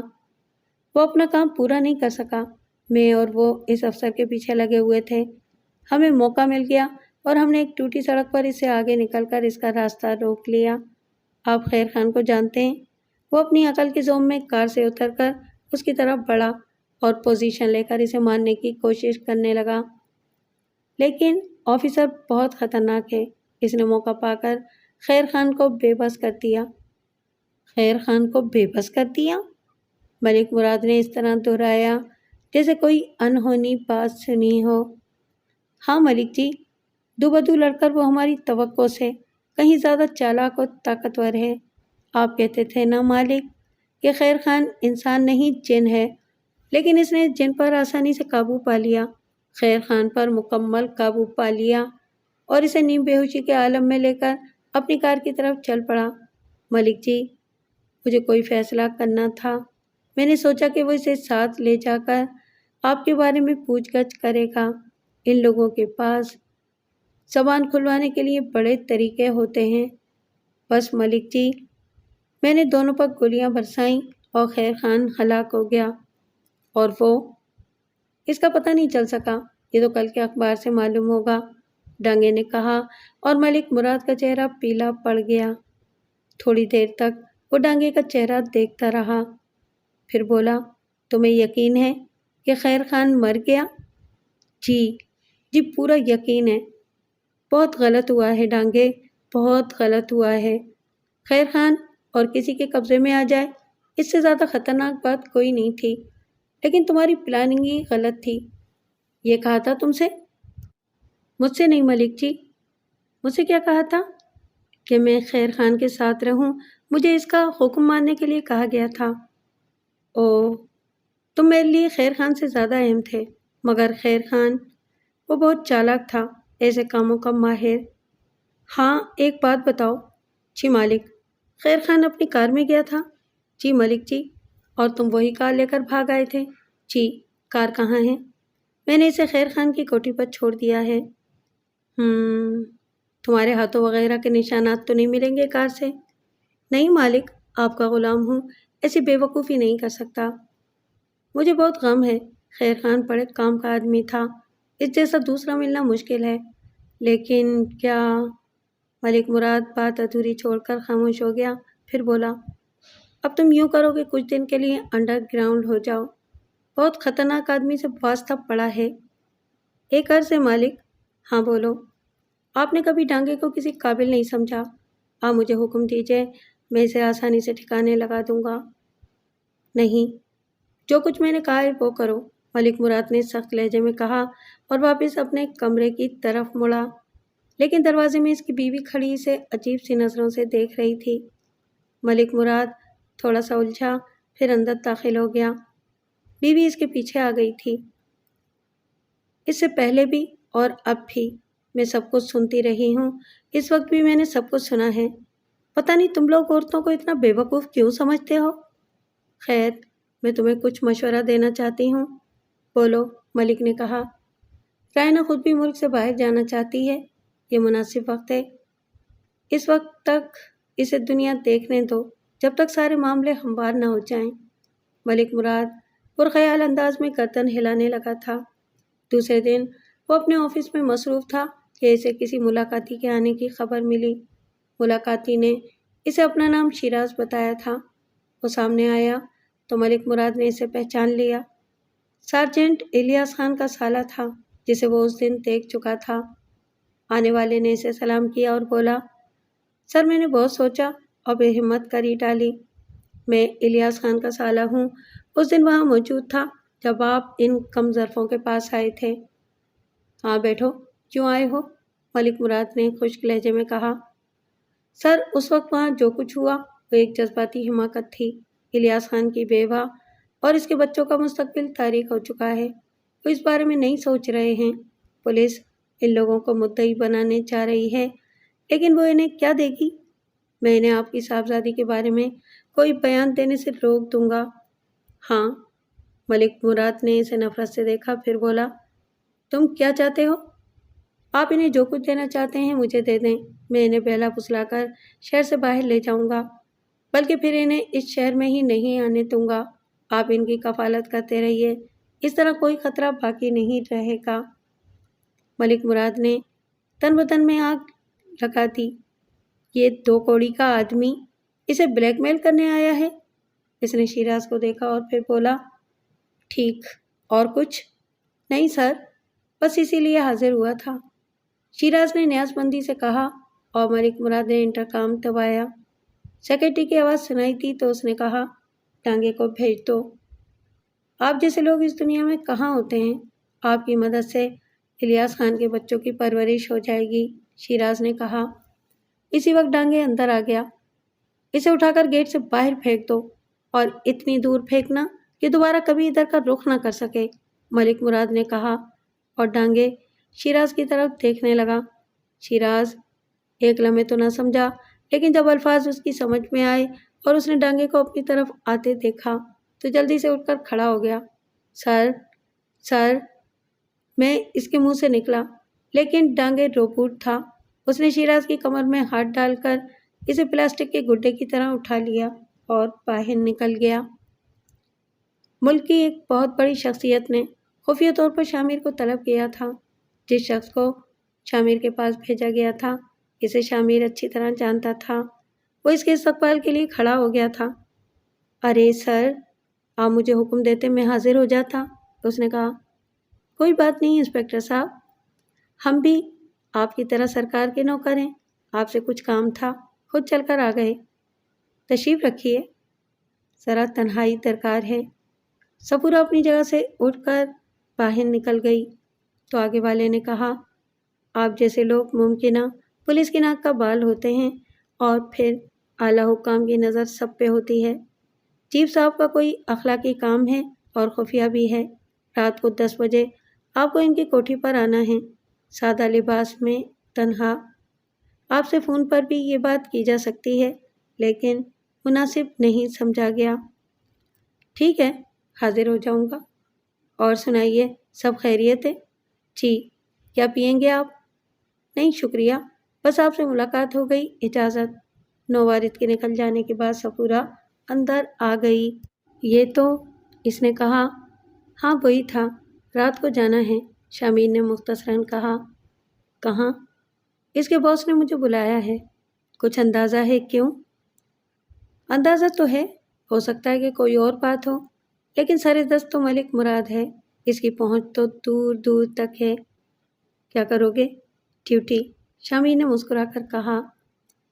ملک مراد کو اب خود پر جھنجھلاہٹ ہونے لگی تھی۔ یہ بے نام سی بے چینی اس کی سمجھ میں نہیں آ رہی تھی۔ وہ جرائم کی دنیا میں بہت آگے تھا، بے شمار غیر قانونی کاموں کا پشت پناہ، بڑے بڑے خطرناک لوگوں سے واسطہ رہتا تھا، لیکن بات اس کی اپنی ذات تک رہتی تھی۔ وہ ہر مشکل سے نکل آتا تھا، لیکن اس بار بات اس کی اپنی ذات تک نہیں تھی۔ رائنا اس کی روح تھی، اس کی حیات کا مقصد تھی، اس کی کسی تکلیف کا وہ تصور بھی نہیں کر سکتا تھا، اور یہ انسپکٹر اس کی رائنا کے خلاف کام کر رہا تھا۔ کیا کرے گا وہ؟ اگر رائنا کے بارے میں اسے ثبوت بھی مل گئے تو وہ کیا کرے گا؟ اس وقت بھی وہ انہی سوچوں میں گم تھا کہ رائنا اس کے کمرے کا دروازہ کھول کر اندر آ گئی۔ ملک مراد کی آنکھوں میں محبت امنڈ آئی۔ ملک مراد کی بیوی بھی رائنا کے ساتھ اندر آ گئی تھی۔ دونوں ایک صوفے پر بیٹھ گئیں تو ملک مراد نے کہا، لگتا ہے کہ دونوں ماں بیٹیاں کوئی منصوبہ لے کر آئی ہیں، کیوں رانو، ایسا ہی ہے نا؟ میں سخت بور ہو رہی ہوں ڈیڈی، رائنا نے کہا۔ کیوں سویٹی؟ بند شہر ہے ڈیڈی، کچھ بھی نہیں رکھا اس شہر میں۔ میں نے مما کو ایک تجویز دی ہے، اس کے بارے میں ہم آپ سے بات کرنے آئے ہیں۔ گڈ، کیا تجویز ہے؟ ہم یہاں سے کہیں اور چلتے ہیں، یورپ کے کسی بھی ملک میں۔ آپ کا کاروبار تو ہر جگہ ہے، باقی زندگی وہیں گزاریں گے، خوب سیر و سیاحت کریں گے، اب یہاں دل نہیں لگتا۔ ٹھیک ہے جان، تم چلی جاؤ، دل بھر کر سیر و سیاحت کرو۔ تم روم جانے کے لیے بھی کہہ رہی تھی۔ میں آپ کے ساتھ جانا چاہتی ہوں ڈیڈی، ہم اب اس ملک میں نہیں رہیں گے۔ بیٹے، یہاں ہمارا پورا کاروبار ہے، تو ختم کر دیں اسے یہاں سے۔ ہمارے پاس دولت کی کیا کمی ہے، اب کیا کریں گے اس سے زیادہ دولت کما کر؟ سوچیں گے اس موضوع پر، فی الحال تو روم چلی جاؤ۔ اٹلی کے علاوہ اور دوسرے ممالک کی سیاحت بھی کرو، دل بہل جائے گا، میں سارے انتظامات کر دوں گا۔ میں نے آپ کو بتایا تھا کہ میری کچھ دوستیں بھی میرے ساتھ جائیں گی۔ تو ٹھیک ہے، ان کا انتظام بھی کر دیں گے، اس میں پریشانی کی کیا بات ہے؟ ملک مراد نے کہا۔ انہیں ابھی دیر لگے گی۔ کیوں؟ بس ان کے مسائل ہیں، تیاریاں بھی کرنی ہوں گی۔ تب پھر تھوڑا سا انتظار کر لو، یا پھر تم چلی جاؤ، میں انہیں بعد میں روانہ کر دوں گا۔ نہیں، میں اکیلی جا کر کیا کروں گی؟ نہیں رائنا، میں ان دنوں یہی سوچ رہا تھا کہ تم 2-3 دن میں ملک سے باہر چلی جاؤ۔ اکیلے نہ جانا چاہو تو اپنی ماما کو بھی ساتھ لے جاؤ، یہ تمہیں کمپنی دیں گی۔ ماما کمپنی دیں گی؟ رائنا طنز سے ہنس پڑی۔ ہاں، میرے خیال میں یہی تمہیں بچپن سے کمپنی دے رہی ہیں۔ ملک مراد کا لہجہ کسی قدر خشک ہو گیا جسے رائنا نے محسوس کر لیا اور چونک کر اسے دیکھنے لگی۔ آپ کیا کہہ رہے ہیں ڈیڈی؟ اس کے نتنے پھولنے لگے۔ صرف یہ کہ تم روم چلی جاؤ۔ میں ہر کام اپنی مرضی سے کرتی ہوں اور اپنے معاملات میں مجھے کسی دوسرے کی مداخلت ناپسند ہے۔ رائنا کا لہجہ بہت خراب ہو گیا۔ میں دوسرا ہوں؟ ملک مراد نے کہا۔ میں کچھ نہیں جانتی۔ میں نے تجویز پیش کی تھی کہ ہم کسی دوسرے ملک میں رہائش اختیار کریں۔ آپ نے منظور نہیں کی۔ آپ پتہ نہیں کیوں مجھے خود سے دور کرنا چاہتے ہیں، لیکن میں اپنی مرضی کی مالک ہوں۔ میں اسی وقت جاؤں گی جب ضروری سمجھوں گی۔ لیکن میں اس وقت ضروری سمجھتا ہوں۔ آپ سمجھتے ہیں، میں نہیں، رائنا نے کہا اور اپنی جگہ سے اٹھ گئی۔ ارے بیٹھو، میری بات سنو، ملک مراد نے کہا، لیکن رائنا پاؤں پٹکتی دروازے سے باہر نکل گئی۔ بیوی خاموشی سے ملک مراد کی شکل دیکھ رہی تھی۔ عجیب لڑکی ہے۔ اپنے رویے پر بھی غور کریں ملک صاحب۔ میری سمجھ میں نہیں آ رہا کہ آپ کو کیا ہو گیا ہے۔ اس کا جانا ضروری ہے۔ آپ بھیج سکتے ہیں تو ضرور بھیج دیجیے، بیوی نے طنز سے کہا۔ وہ بے وقوف ہے، جو کچھ بھی ہے۔ میں سخت پریشان ہو گیا ہوں۔ تم لوگ نہیں جانتے کہ یہ ہمارے گرد کیسا جال بنا جا رہا ہے۔ پتہ نہیں وہ کون دشمن ہے جو اسے نشانہ بنا کر مجھے مفلوج کر دینا چاہتے ہیں۔ دنیا جانتی ہے کہ میری جان اسی طوطے میں ہے اور اس کے لیے انہوں نے ایک دیوانے کو اپنا اعلی کار بنایا ہے۔ دیوانہ؟ ہاں، انسپکٹر شامیر، ایک معمولی سا انسپکٹر۔ آپ اس کی وجہ سے پریشان ہیں؟ پولیس کا وہ کانسٹیبل بھی معمولی نہیں ہوتا جس کے بدن پر قانون کی وردی ہوتی ہے۔ شامیر بےحد خطرناک آدمی ہے، کہیں سے قابو میں نہیں آ رہا۔ میں خود اس سے ملنے کے بارے میں سوچ رہا ہوں۔ آپ کی شان نہیں ہے ملک جی۔ آپ کہہ رہے تھے کہ آپ نے اعلیٰ حکام سے بات کی ہے۔ ہاں، دیکھتا ہوں کیا ہوتا ہے۔ بس ان دنوں نہ جانے کیوں میرا دل عجیب و غریب احساسات کا شکار ہو گیا ہے۔ میں خود بھی ان احساسات کو سمجھ نہیں پا رہا۔ بس عجیب سی سوچیں نہ جانے کیوں۔ مجھے حیرت ہے، آپ تو کبھی کسی کو خاطر میں نہیں لاتے۔ اگر رائنا اس وقت ملک چھوڑ دے تو سب سے بہتر ہے۔ تم کوشش کرو۔ بیوی نے کوئی جواب نہیں دیا تو ملک مراد اٹھ کر دروازے سے باہر نکل گیا۔ دوسرے کمرے میں پہنچ کر اس نے سیل فون پر راجہ مشتاق کو کال کیا۔ راجہ، مجھے تمہاری ضرورت ہے۔ حکم کریں ملک جی، میرے پاس آ جاؤ۔ حاضری دیتا ہوں، راجہ مشتاق نے کہا۔ سیل بند کر کے ملک مراد نے ڈانگے کو طلب کیا اور بولا، ڈانگے، میں نے راجہ مشتاق کو بلایا ہے۔ اسے بالکل پتہ نہیں چلنا چاہیے کہ خیر خان کی موت کا واقعہ ہم سے منسلک ہے۔ ہم کچھ نہیں جانتے، سمجھ رہے ہو؟ پوری طرح ملک صاحب، ڈانگے نے کہا۔ ملک مراد نے ڈرائنگ روم میں راجہ مشتاق سے ملاقات کی تھی۔ رسمی سلام دعا کے بعد ملک نے کہا، راجہ مشتاق، ایک چھوٹا سا مسئلہ بڑی مشکل بن گیا ہے۔ وہ پولیس انسپکٹر کچھ زیادہ جذباتی ہے، اسے سنبھالنا ہے۔ پھر پھڑکا دیتے ہیں سر؟ ابھی نہیں، اس نے اپنے کھوٹے مضبوط گاڑے ہیں۔ اس کی موت مزید مشکلات پیدا کر سکتی ہے۔ پھر کیا حکم ہے ملک جی؟ راجہ مشتاق نے کہا۔ میرے خیال میں ملک مراد بہت دیر تک اسے کچھ سمجھاتا رہا تھا۔ میرا خیال تھا کہ تمہیں ڈنر پر بلاؤں، لیکن پھر فیصلہ کیا کہ یہ پروگرام بعد میں رکھا جائے۔ بتاؤ کیا پیو گے؟ سر، آپ نے مجھے ذاتی طور پر شرف ملاقات دے کر بڑا اعزاز دیا ہے، یہی میرے لیے کیا کم ہے؟ شامیر نے کہا۔ یہ بات دل سے کہہ رہا ہوں کہ تمہارے لیے میرے دل میں بڑا احترام ہے۔ تم ان روایتی پولیس افسران میں سے ہو جن سے قانون کی ناک اونچی ہوتی ہے۔ شکریہ سر۔ افسوس کی بات ہے کہ کبھی کبھی ہم لوگ ایک ایسے عمل کے لیے مجبور ہو جاتے ہیں جو خود ہمیں ناپسند ہوتا ہے۔ میں نہیں جانتا کہ ملک مراد کی بیٹی کا اصل معاملہ کیا ہے، لیکن اس نے متعدد حوالوں سے مجھے مجبور کیا ہے کہ میں تم پر ذاتی دباؤ ڈال کر اس کی مشکل حل کراؤں۔ جی، شامیر نے مختصراً کہا۔ مجھے اس بارے میں تھوڑی سی تفصیل بتاؤ۔ پولیس آفیسر الیاس خان کے حادثے کے سلسلے میں تم ملک مراد کی بیٹی پر شک کیوں کر رہے ہو سکتا ہے یہ حادثہ کسی اور سے ہوا ہو؟ نہیں سر، میں ہی وہ شخص ہوں جو اس خونی واردات کا چشمدید گواہ ہے۔ اس رات میں اپنی کار میں سفر کر رہا تھا کہ میں نے وہ تیز رفتار کار دیکھی۔ شامیر نے پوری تفصیل بتائی۔ کار کا نمبر دیکھنے میں تم سے غلطی بھی ہو سکتی ہے۔ جی سر، اس کی تفصیل بھی بتا رہا ہوں۔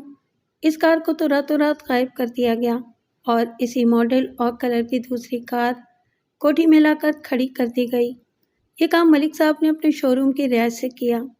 اس ماڈل کی 5 کاریں جاپان سے امپورٹ کی گئی تھیں، جن میں سے ایک کے بارے میں کوئی نشان نہیں ملتا۔ کیا مطلب؟ جی سر، جس گاڑی سے حادثہ ہوا وہ فوراً چھپا دی گئی اور اس کی جگہ نئی کار لا کر کھڑی کر دی گئی۔ اس پر حادثہ شدہ کار کی نمبر پلیٹ لگا دی گئی اور تباہ شدہ گاڑی وہ لاپتہ ہے۔ یہ ذرا شبے کی بات ہے، معاف کرنا۔ اس نے بتایا کہ تم نے اس کے شو روم سے کچھ فائل چرائے ہیں، اس کے چوکیدار کو اغوا کر کے اس سے اپنی مرضی کے بیانات حاصل کیے ہیں۔ نہیں سر، میں اس کیس پر ضروری کارروائی کر رہا ہوں، اسے کوئی بھی نام دے دیا جائے، شامیر نے سرد لہجے میں کہا۔ ہونا کیا چاہیے آخر؟ قانون کی سرفرازی۔ یہ حادثہ جان بوجھ کر کیا گیا ہے۔ ایک دولت مند شخص کی سرکش بیٹی نے کیا ہے۔ یہ سرکشی قتل عمد ہے۔ وہ نشے کی عادی ہے اور اسے روکا نہیں جا سکتا۔ کیا آپ اسے قتل عام کی اجازت دیں گے؟ وہ دوبارہ بھی ایسے حادثے کرے گی کیونکہ اس کا باپ اس کی پشت پناہی کرتا رہے گا۔ اب جو کچھ کہہ رہا ہوں میں وہ سنو۔ میں چاہتا ہوں کہ اس معاملے کو ختم کر دو۔ میں نے تمہیں اس لیے بلایا ہے کہ زندگی میں کبھی کبھی مصلحتاً بہت کچھ کرنا پڑتا ہے۔ سرمایہ دار، صنعت کار ملک کی معیشت کی ریڑھ کی ہڈی ہوتے ہیں۔ ان کے بہت سے معاملات کو ہینڈل کرنا پڑتا ہے۔ ملک مراد بہت کچھ کر رہا ہے، میں خاموش ہو جاؤں تو وہ اور اوپر جائے گا اور آخرکار اپنا کام کرے گا۔ پھر کیوں نہ میں اور تم سرخرو ہو جاؤ۔ الیاس خان کے بچوں کو اتنا کچھ مل جائے گا کہ وہ آرام سے زندگی گزاریں گے۔ میرا تم سے وعدہ ہے، دوسری صورت میں صرف تمہیں پریشانی ہوگی اور کوئی بھی کچھ نہیں کر سکے گا۔ شامیر کے چہرے میں ایک لمحے کے لیے تبدیلی ہوئی، لیکن پھر وہ مسکرانے لگا۔ میں پریشان نہیں ہونا چاہتا سر۔ ویری گڈ، بہت جلد میں تمہاری ملک مراد سے ملاقات کا بندوبست کرتا ہوں۔ مرحوم سارجنٹ کی بیوی ریحانہ بڑی پامردی سے بچوں کے مستقبل کے بارے میں فیصلے کر رہی تھی۔ دل پر جو بیت رہی تھی اس کا اندازہ کوئی نہیں کر سکتا تھا، لیکن بظاہر بچوں اور بوڑھی ساس کو سہارا دیے ہوئے تھی۔ کمینہ صفت شیراز چوٹ کھائے ہوئے سانپ کی طرح اس کے پاس پہنچا۔ کیا حال ہے؟ ٹھیک ہوں شیراز بھائی۔ کب تک چلنا ہے مجھے بتا دو، انتظام بھی کرنا ہوگا۔ کہاں؟ میں کسی قیمت پر تمہیں یہاں نہیں چھوڑ سکتا۔ الیاس خان کی موت کے بعد تمہارا یہاں رہنے کا کوئی جواز نہیں ہے۔ میری غیرت کی گوارا نہیں کرتی۔ یہ میرا گھر ہے شیراز بھائی، میری ساس میرے لیے سگی ماں کی مانند ہیں، میں انہیں کبھی نہیں چھوڑ سکتی۔ تم بے وقوف ہو، بڑھیا بے حد چالاک ہے۔ تمہیں معلوم ہے کہ الیاس خان کا کتنا بینک بیلنس ہے، کتنی جائیداد ہے؟ بڑھیا نے سب کچھ چھپا کر رکھا ہے۔ تمہیں اور تمہارے بچوں کو در در کی بھیک مانگنا پڑے گی۔ آپ فکر نہ کریں، ان معاملات میں آپ کو کوئی تکلیف نہیں دوں گی۔ مگر تمہاری تکلیف مجھ سے کہاں دیکھی جاتی ہے؟ تم جانتی ہو تمہارے لیے میرے دل میں کیا ہے، جس تقدیر نے مجھے تم سے جدا کر دیا۔ خیر، لیکن اب میں تمہارے لیے اور تم میرے لیے ہو۔ میں آپ کی شکل پر تھوکتی ہوں، سمجھ گئے آپ؟ ریحانہ نے سخت لہجے میں کہا۔ اس وقت الیاس خان کی بزرگ والدہ کمرے میں آ گئیں اور بولی، میں نے تمہاری باتیں سن لی ہیں شیراز، صرف ایک بات کہتی ہوں، پولیس آفیسر کی ماں ہوں، اگر تمہارے خلاف کچھ کرنے پر آ جاؤں تو جان بچانی مشکل ہو جائے گی۔ قبر میں پاؤں لٹکائے بیٹھی ہو بڑی بھی، ایسی باتیں مت کرو کہ مجھے غصہ آ جائے۔ انسان کو اپنی بزرگی کا خود احترام کرنا پڑتا ہے، ورنہ حالات بہت برے ہو جاتے ہیں، شیراز نے کہا۔ ٹھیک کہہ رہے ہو شیراز، آج ہمارا بیٹا نہیں ہے تو تم یہ بات کہہ سکتے ہو۔ میں نے تو نہیں مارا تمہارا بیٹا، ہر انسان کی موت آتی ہے، مر جاتا ہے، اس کی زندگی اتنی ہی تھی۔ ویسے بڑی اماں، سچ بتا دو، کتنا مال چھوڑا ہے تمہارے بیٹے نے؟ شیراز نے ذلالت سے کہا۔ چلے جاؤ شیراز یہاں سے، ورنہ اچھا نہیں ہوگا۔ ہاں، لگ تو یہی رہا ہے کہ انگلیاں ٹیڑھی کرنی ہوں گی۔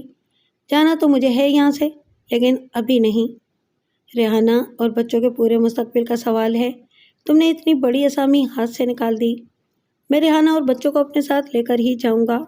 تمہاری چالاکی اچھی طرح سمجھتا ہوں۔ ظاہر ہے کہ الیاس خان کو سرکار سے بھی بہت کچھ ملے گا۔ اس کے حقدار تم نہیں، اس کے بیوی بچے ہوں گے۔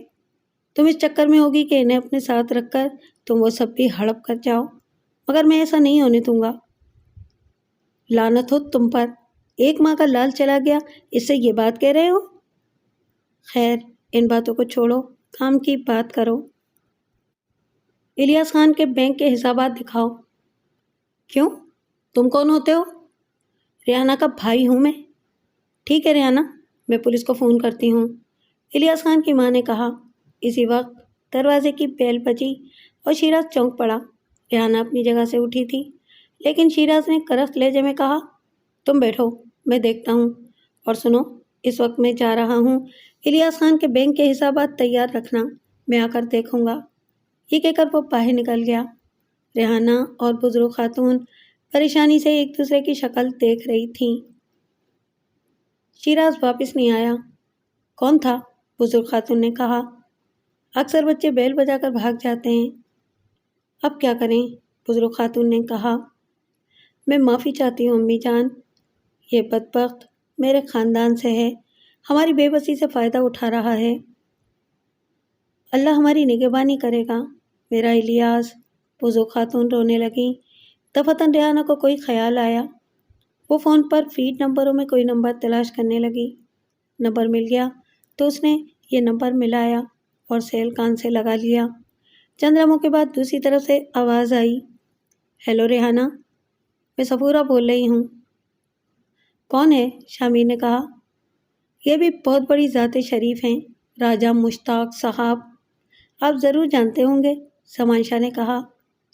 اوہ، کیوں نہیں، ہماری ساری رشتہ داریاں انہی سے تو ہوتی ہیں۔ ویسے آج کل یہ بھی ملک مراد کے ارد گرد ہوتا ہے۔ اور مجھے معلوم ہے سر جی، سمانشاہ نے کہا۔ کیا کہہ رہا تھا؟ میل پر آپ کے بارے میں پوچھ رہا تھا کہ آپ تھانے میں موجود ہیں، میں ملنا چاہتا ہوں۔ ٹھیک ہے، آنے دو، شامیر نے کہا۔ کچھ ہی دیر کے بعد راجہ مشتاق اندر داخل ہو گیا۔ شامیر نے مسکرا کر اس کا استقبال کیا تھا۔ ملاقات تو کبھی نہیں ہوئی۔ ہاں، ایک بار ڈاک پر گولیاں ضرور چلی تھیں، ہمارے اور آپ کے درمیان، یاد ہے؟ راجہ مشتاق ہنس کر بولا۔ جی بالکل، اور آپ 60 کروڑ کا مال چھوڑ کر بھاگے تھے، شامیر نے بھی مسکراتے ہوئے کہا۔ ارے ہمارا کون سا ذاتی تھا، کمیشن پر کام کر رہے تھے، چانس کا ٹھیکہ تھا، ساہوکار کے بندوں نے مخبری کی تھی، انہوں نے آپس میں مکا کر لیا، بس ہمارا کمیشن آدھا رہ گیا تھا جو ایڈوانس ملا تھا۔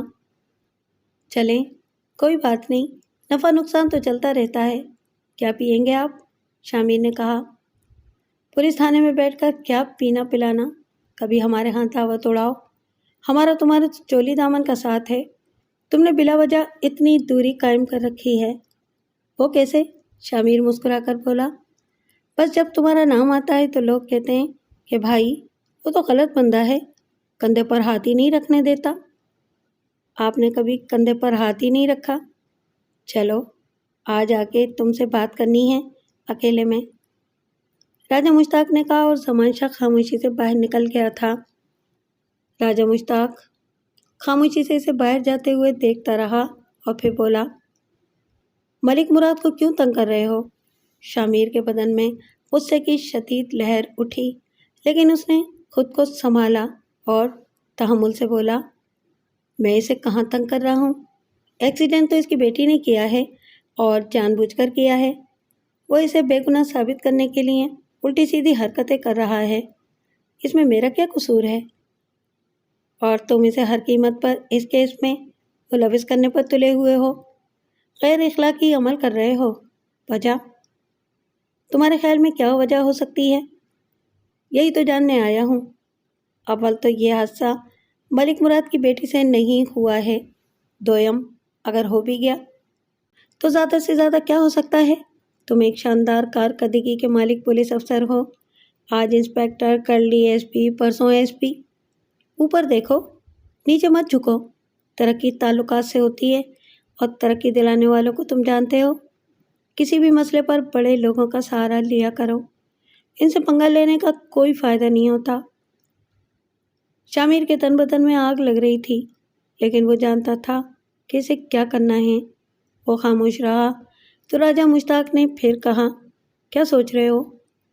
میں ملک جی سے ملاقات کروں گا، شامیر نرم لہجے میں بولا، اور راجہ مشتاق خوش ہو گیا۔ پھر اس نے کہا، یہ ہوئی نا بات، چلو کولڈ ڈرنک منگوا لو۔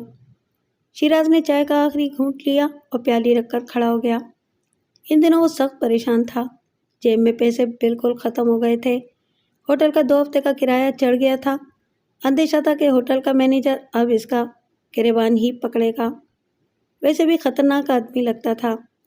3 عہدے ہی اس کے پاس تھے، مینیجر بھی خود تھا، کاؤنٹر مینیجر بھی خود تھا، سپروائزر بھی خود تھا۔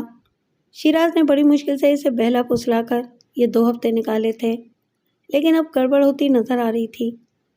کیا کرے اور کیا نہ کرے؟ آوارہ منش تھا، ماں باپ مر چکے تھے، اور بھی کوئی نہیں تھا۔ دور دراز کی کزن ریحانہ تھی، جس سے اس نے بس تفریحاً لگاؤ کا اظہار کیا تھا، لیکن دال نہیں گلی تھی۔ کسی طرح دبئی چلا گیا تھا، لیکن نکما تھا، وہاں بھی کام نہیں کیا تھا۔ واپس آ گیا اور اب ایسے ہی مارا مارا پھرتا تھا کہ اسے الیاس خان کی موت کا علم ہوا، اور ایک منصوبہ بنا کر وہ الیاس خان کے گھر میں جا گھسا، اور اب مسلسل اس کوشش میں لگا ہوا تھا کہ وہاں سے کچھ ہاتھ لگ جائے۔ اس چھوٹے سے ہوٹل میں کمرہ لے کر رہ رہا تھا۔ بڑی امیدیں باندھ رکھی تھیں اس نے الیاس خان کے گھرانے سے، اور اس وقت تو اس کے دل سے خون نکل پڑا تھا جب ان بدبختوں نے 5 لاکھ روپے کے نوٹوں کی گڈی ٹھکرا دی تھی۔ آہ، کاش وہ نوٹ لے لیتے، پھر وہ رقم کسی اور کے قبضے میں کہاں جا سکتی تھی، لیکن یہ ہو نہ سکا۔ سب سے زیادہ تباہ کن بات یہ تھی کہ الیاس خان پولیس کا آدمی تھا، اور اس کی ماں اگر پولیس کا سہارا لے لیتی تو لینے کے دینے پڑ سکتے تھے، لیکن شیراز آخری کوشش کر لینا چاہتا تھا۔ اگر تھوڑی بہت رقم ہی ہاتھ لگ جائے تو کام بن جائے۔ اس نے بڑی بددیانتی سے سوچا تھا کہ اب ریحانہ کے بچوں کا سہارا لینا چاہیے، کسی ایک بچے کو اٹھا کر لے آئے اور اس کے ذریعے رقم حاصل کر لے۔ اس سلسلے میں اس نے بڑی تفصیل سے منصوبہ بندی کی تھی، اور اب وہ اس پر عمل کرنا چاہتا تھا۔ کچھ دیر کے بعد وہ اپنی جگہ سے اٹھا، کپڑے بدل کر تیار ہوا اور ہوٹل سے باہر نکل آیا۔ ہوٹل کے باہر زندگی رواں دواں تھی۔ وہ فٹ پاتھ پر چلتا رہا، کوئی 20-25 قدم ہی چلا ہوگا کہ سڑک کے دوسری طرف کھڑی پولیس موبائل سے ایک سب انسپکٹر اور 2 کانسٹیبل نیچے اترے اور سڑک عبور کرنے لگے۔ کوئی اہم بات نہیں تھی، لیکن جب وہ شیراز کے آگے رکے تو وہ چونک پڑا۔ خطرناک شکل کے پولیس آفیسر نے آگے بڑھ کر اس کا گریبان پکڑ لیا۔ ارے ارے، کیا ہوا افسر صاحب، کیا ہو گیا؟ پتہ چلے گا بچوں کیا کیا ہے تم نے، تمہارا نام شیراز ہی ہے نا؟ دیکھیے، آپ کو کوئی غلط فہمی ہوئی ہے، میں ایک شریف آدمی ہوں۔ شیراز کے ہوش اڑ گئے تھے۔ وہ لوگ اسے دھکیلتے ہوئے موبائل تک لائے، اسے موبائل میں سوار کرایا۔ موبائل چل پڑی۔ اس کے دماغ میں مختلف سوچیں گردش کر رہی تھیں۔ ہو سکتا ہے الیاس خان کی ماں نے پولیس میں کمپلین کی ہو سکتا ہے ملک مراد نے اس کی رپورٹ کی ہو۔ پولیس والے اسے لے کر تھانے میں آ گئے اور پھر کچھ بتائے بغیر اسے لاک اپ میں دھکیل دیا گیا۔ وہ پوچھتا ہی رہا کہ اس نے کیا جرم کیا ہے، لیکن اسے کوئی جواب نہیں دیا گیا تھا۔ کئی گھنٹے اسے اسی طرح پابند رکھا گیا اور اس کی حالت خراب سے خراب تر ہوتی گئی۔ رات کو 9 بجے کے قریب اسے لاک اپ سے نکال کر ایس ایچ او کے آفس لایا گیا۔ یہاں ایک لیڈی سب انسپکٹر اور وہی سب انسپکٹر موجود تھا جس نے اسے ہوٹل کے سامنے سے اٹھایا تھا۔ کانسٹیبل نے اسے ان کے سامنے کھڑا کر دیا۔ لیڈی پولیس انسپکٹر نے اسے دیکھا اور طنزیہ لہجے میں بولی، جی شیراز صاحب، آپ نے مجھے پہچانا؟ شیراز کو پہلی نگاہ میں احساس ہوا تھا کہ لیڈی ایس آئی کو پہلے کہیں دیکھا ہے۔ اب جو اس نے غور کیا تو اسے سب یاد آ گیا۔ اس لڑکی کو اس نے سادہ لباس میں ریحانہ کے پاس دیکھا تھا اور بڑی بدتمیزی سے پیش آیا تھا۔ صفورہ کو پہچان کر اس کی آنکھوں میں اندھیرا چھا گیا۔ کیا سمجھا تھا تم نے؟ الیاس خان کے اہل خاندان کو؟ کیا ہم شہید کے خاندان کو اسی طرح چھوڑ دیتے؟ صفورہ نے اسے گھورتے ہوئے کہا۔ اسی وقت میز پر رکھ کے فون کی گھنٹی بجی اور پاس بیٹھے ہوئے سمان شاہ نے ریسیور اٹھا لیا۔ پھر وہ ایک دم معتب ہو گیا۔ یس سر، یس سر، جی سر، جی سر، جی شیراز نام ہے، جی سر، اس کے بارے میں زیادہ معلومات نہیں ہے؟ نہیں سر، کوئی گھر بار، بیوی بچے، ماں باپ نہیں ہے؟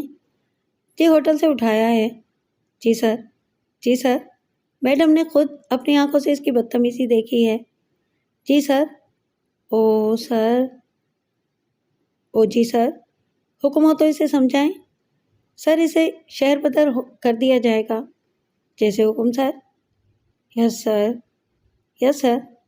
سمان شاہ نے افسوس بھرے انداز میں ریسیور کریڈٹ پر رکھ دیا۔ کیا ہوا؟ اس کے بارے میں ہی فون تھا۔ ہاں میڈم، بد نصیب نکلا سسرا، کیا کیا جائے؟ سمان شاہ گہری سانس لے کر بولا اور افسوس بھری نظروں سے شیراز کو دیکھنے لگا۔ بڑے صاحب کا فون تھا، صفورہ نے پوچھا۔ ہاں، کیا کہہ رہے تھے؟ انکاؤنٹر کرنے کا حکم ملا ہے، کہہ رہے ہیں کہ کوئی کیس نہیں بنتا تو انکاؤنٹر کر دو، ورنہ یہ شہید الیاس خان کی ماں اور بیوی بچوں کو پریشان کرتا رہے گا۔ صفورہ نے دونوں ہاتھوں سے سر پکڑ لیا۔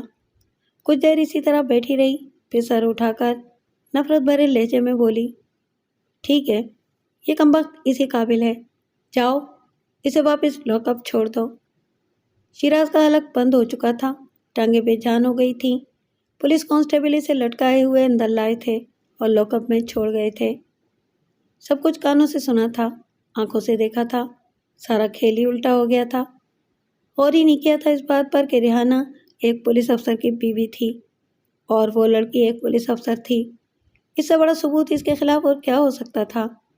لیکن اس چھوٹی سی بھول کا یہ انجام؟ انکاؤنٹر کے بہت سے واقعات اس نے سنے تھے۔ ناپسندیدہ اور قانون کا مذاق اڑانے والے لوگوں کے لیے بھی ایک خفیہ عمل موجود تھا۔ لاک اپ کی ٹھنڈی زمین اسے دہکتی ہوئی محسوس ہو رہی تھی۔ زبان خشک ہو کر تالو سے چپک گئی تھی۔ اس کی موت کے احکامات صادر ہو گئے تھے، آخری وقت آ گیا تھا۔ کس سے معافی مانگے، کس سے رحم کی درخواست کرے؟ سزائے موت کا حکم ہو چکا تھا۔ سزائے موت، سزائے موت، سزائے موت۔ لاک اپ کے سامنے گشت کرتے سنتری سے اس نے روندی ہوئی آواز میں کہا، افسر صاحب۔ سنتری نے رک کر اسے دیکھا۔ میں بڑے صاحب سے ملنا چاہتا ہوں۔ واردات پر گئے ہیں؟ کوئی اور افسر؟ وہ بی بی صاحب جو ایس آئی ہیں، وہ بھی نہیں ہیں؟ جب آئیں تو ان سے میری بات کرا دیں، بس میں ان سے کچھ کہنا چاہتا ہوں۔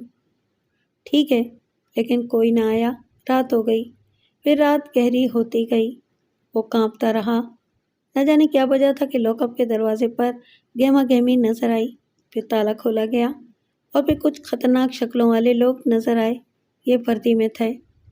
اٹھ بھائی، ایک نے بھاری آواز میں کہا۔ وہ نہ اٹھا تو دو مضبوط لوگوں نے اسے بازوؤں سے اٹھایا۔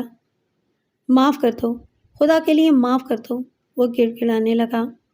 چل بھائی، معاف کرنے کے لیے ہی تو لے جا رہے ہیں، کسی نے مذاق اڑانے والے انداز میں کہا۔ اسے باہر لا کر موبائل میں بٹھایا گیا اور موبائل چل پڑی۔ شیراز کی زبان اب بند ہو چکی تھی۔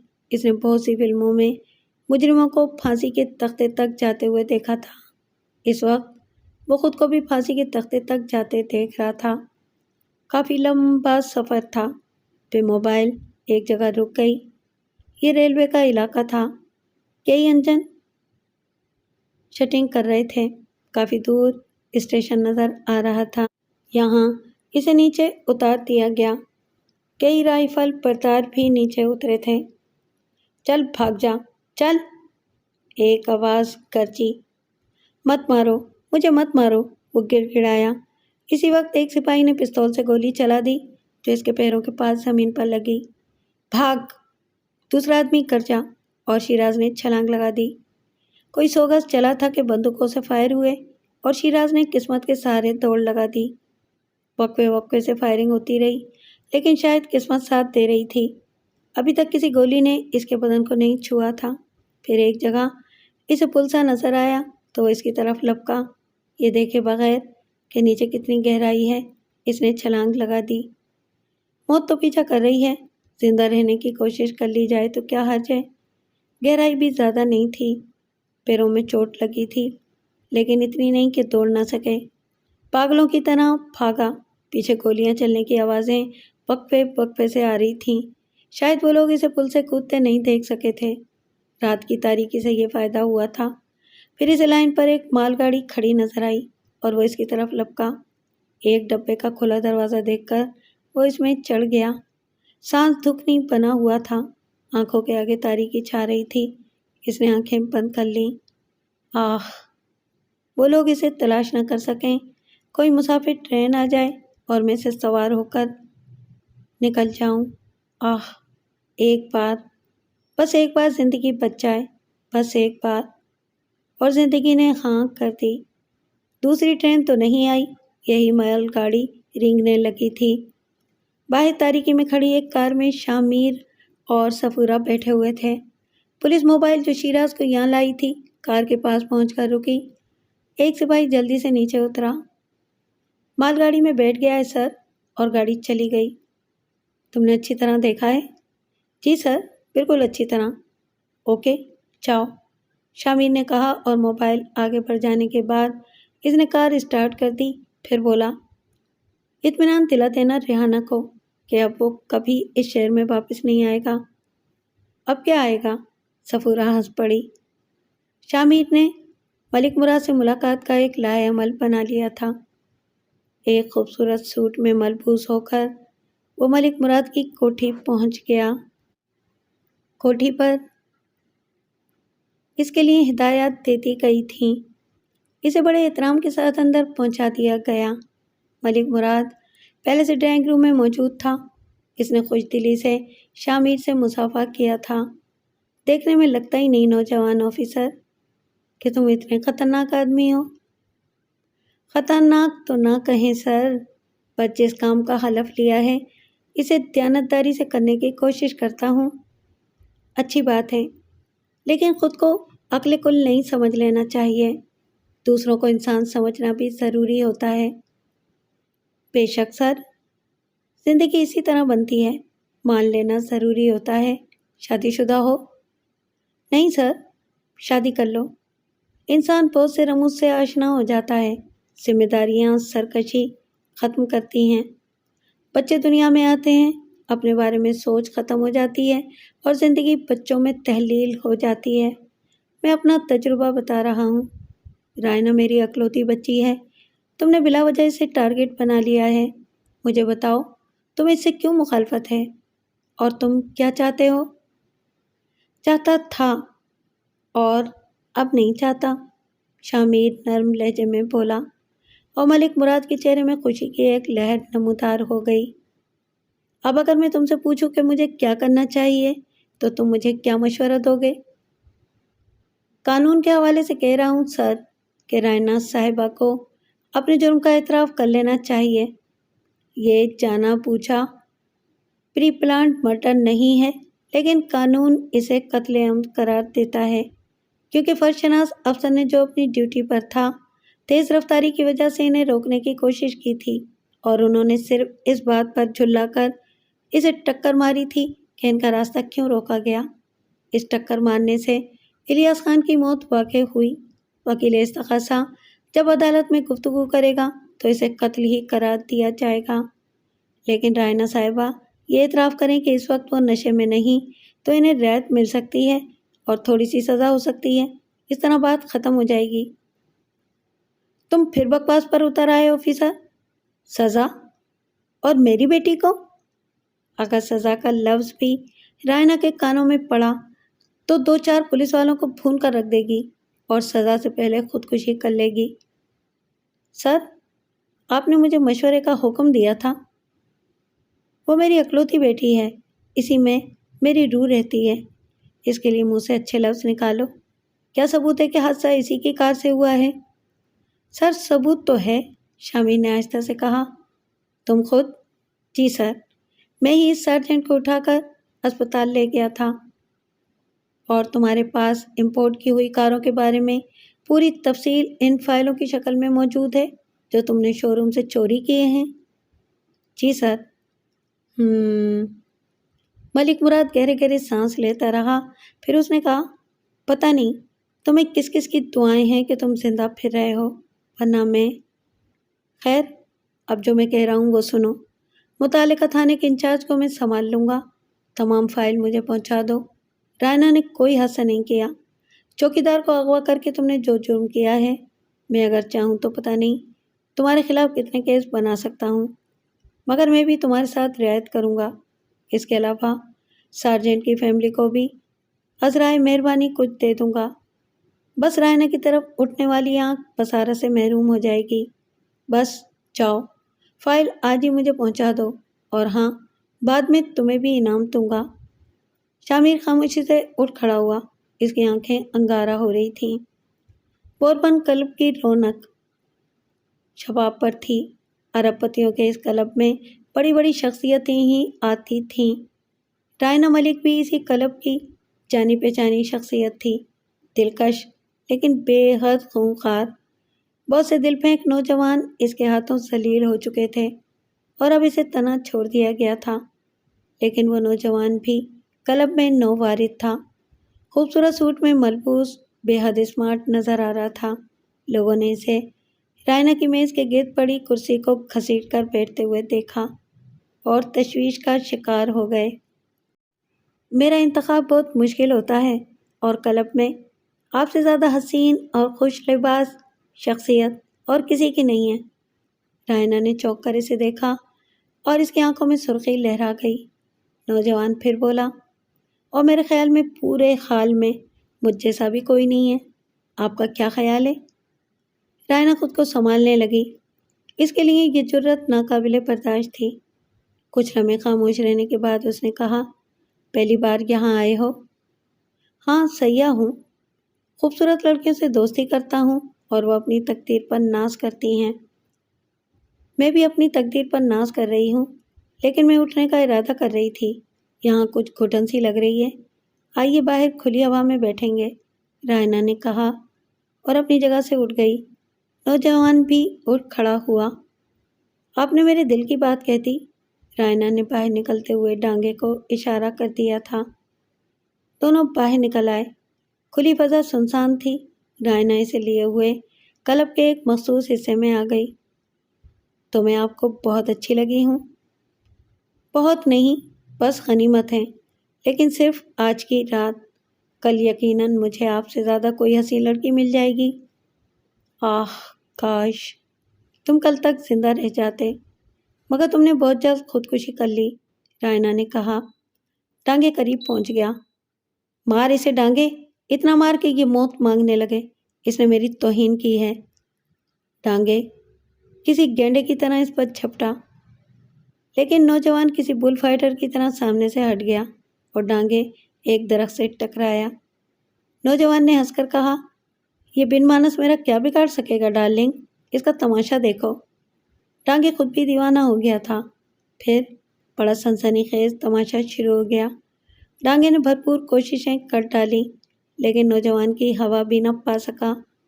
رائنا غصے سے دیوانی ہو رہی تھی۔ ڈانگے بری طرح ہانپنے لگا تھا۔ نوجوان بولا، اوکے ڈیئر، موڈ خراب کر دیا تم نے، کل ملاقات ہوگی، مگر کل تم کسی ڈھنگ کے بندے کو لے کر آنا۔ یہ گینڈا تو بے حد نکما نکلا۔ بائے۔ نوجوان پارکنگ لاٹ کی طرف گیا، ایک کار کا دروازہ کھولا اور اس میں بیٹھ کر اسے اسٹارٹ کر دیا۔ دوسرے لمحے رائنا بھی پارکنگ کی طرف دوڑی۔ اس نے ڈانگے کو بھی آواز نہیں دی، لیکن ڈانگے جانتا تھا کہ اب کیا ہوگا۔ رائنا نے طوفانی انداز میں کار نکالی۔ ڈانگے بڑی مشکل سے اس میں بیٹھا تھا۔ رائنا نوجوان کی کار کے پیچھے لگ گئی۔ نوجوان برق رفتاری سے کار دوڑا رہا تھا۔ دونوں ہی دیوانے تھے۔ رائنا تو خیر کار اسی طرح دوڑاتی تھی، لیکن نوجوان بھی بلا کا ڈرائیور تھا۔ رائنا نے کار کا ایکسیلیٹر فلور سے لگا دیا تھا، لیکن نوجوان کی کار تک نہیں پہنچ پا رہی تھی۔ اس کے حلق سے وحشیانہ قراٹیں نکل رہی تھیں۔ پھر ایک خوفناک موڑ کاٹتے ہوئے اس نے کار کو سنبھالنے کی کوشش کی، لیکن اسٹیئرنگ بے قابو ہو گیا۔ بھیانک چڑچڑاہٹ کے ساتھ کار ایک بہت چوڑے درخت کے تنے سے ٹکرائی جو سڑک کے کنارے تھا۔ ایک ہولناک دھماکہ ہوا۔ پہلے ونڈو اسکرین ٹوٹا اور اس کا بہت بڑا شیشہ رائنا کی گردن سے گزر گیا۔ اس کی گردن شانوں سے الگ ہو کر ڈانگے کی گود میں آ گری، لیکن ڈانگے بھی کچھ سوچنے سمجھنے کے قابل نہیں رہا تھا۔ کار کی چمکنے والی باڈی کا کچھ حصہ اس کے سر میں لگا اور اس کا بھیجا باہر نکل پڑا۔ دوسرے علم میں کار کی ٹنکی پھٹی اور اس میں آگ لگ گئی۔ نوجوان نے کچھ فاصلے پر جا کر کار روکی، اسے گھما کر تباہ شدہ کار کے پاس سے گزرا، پھر آگے جا کر موبائل فون نکال کر ایک نمبر ملایا اور بولا، یس سر،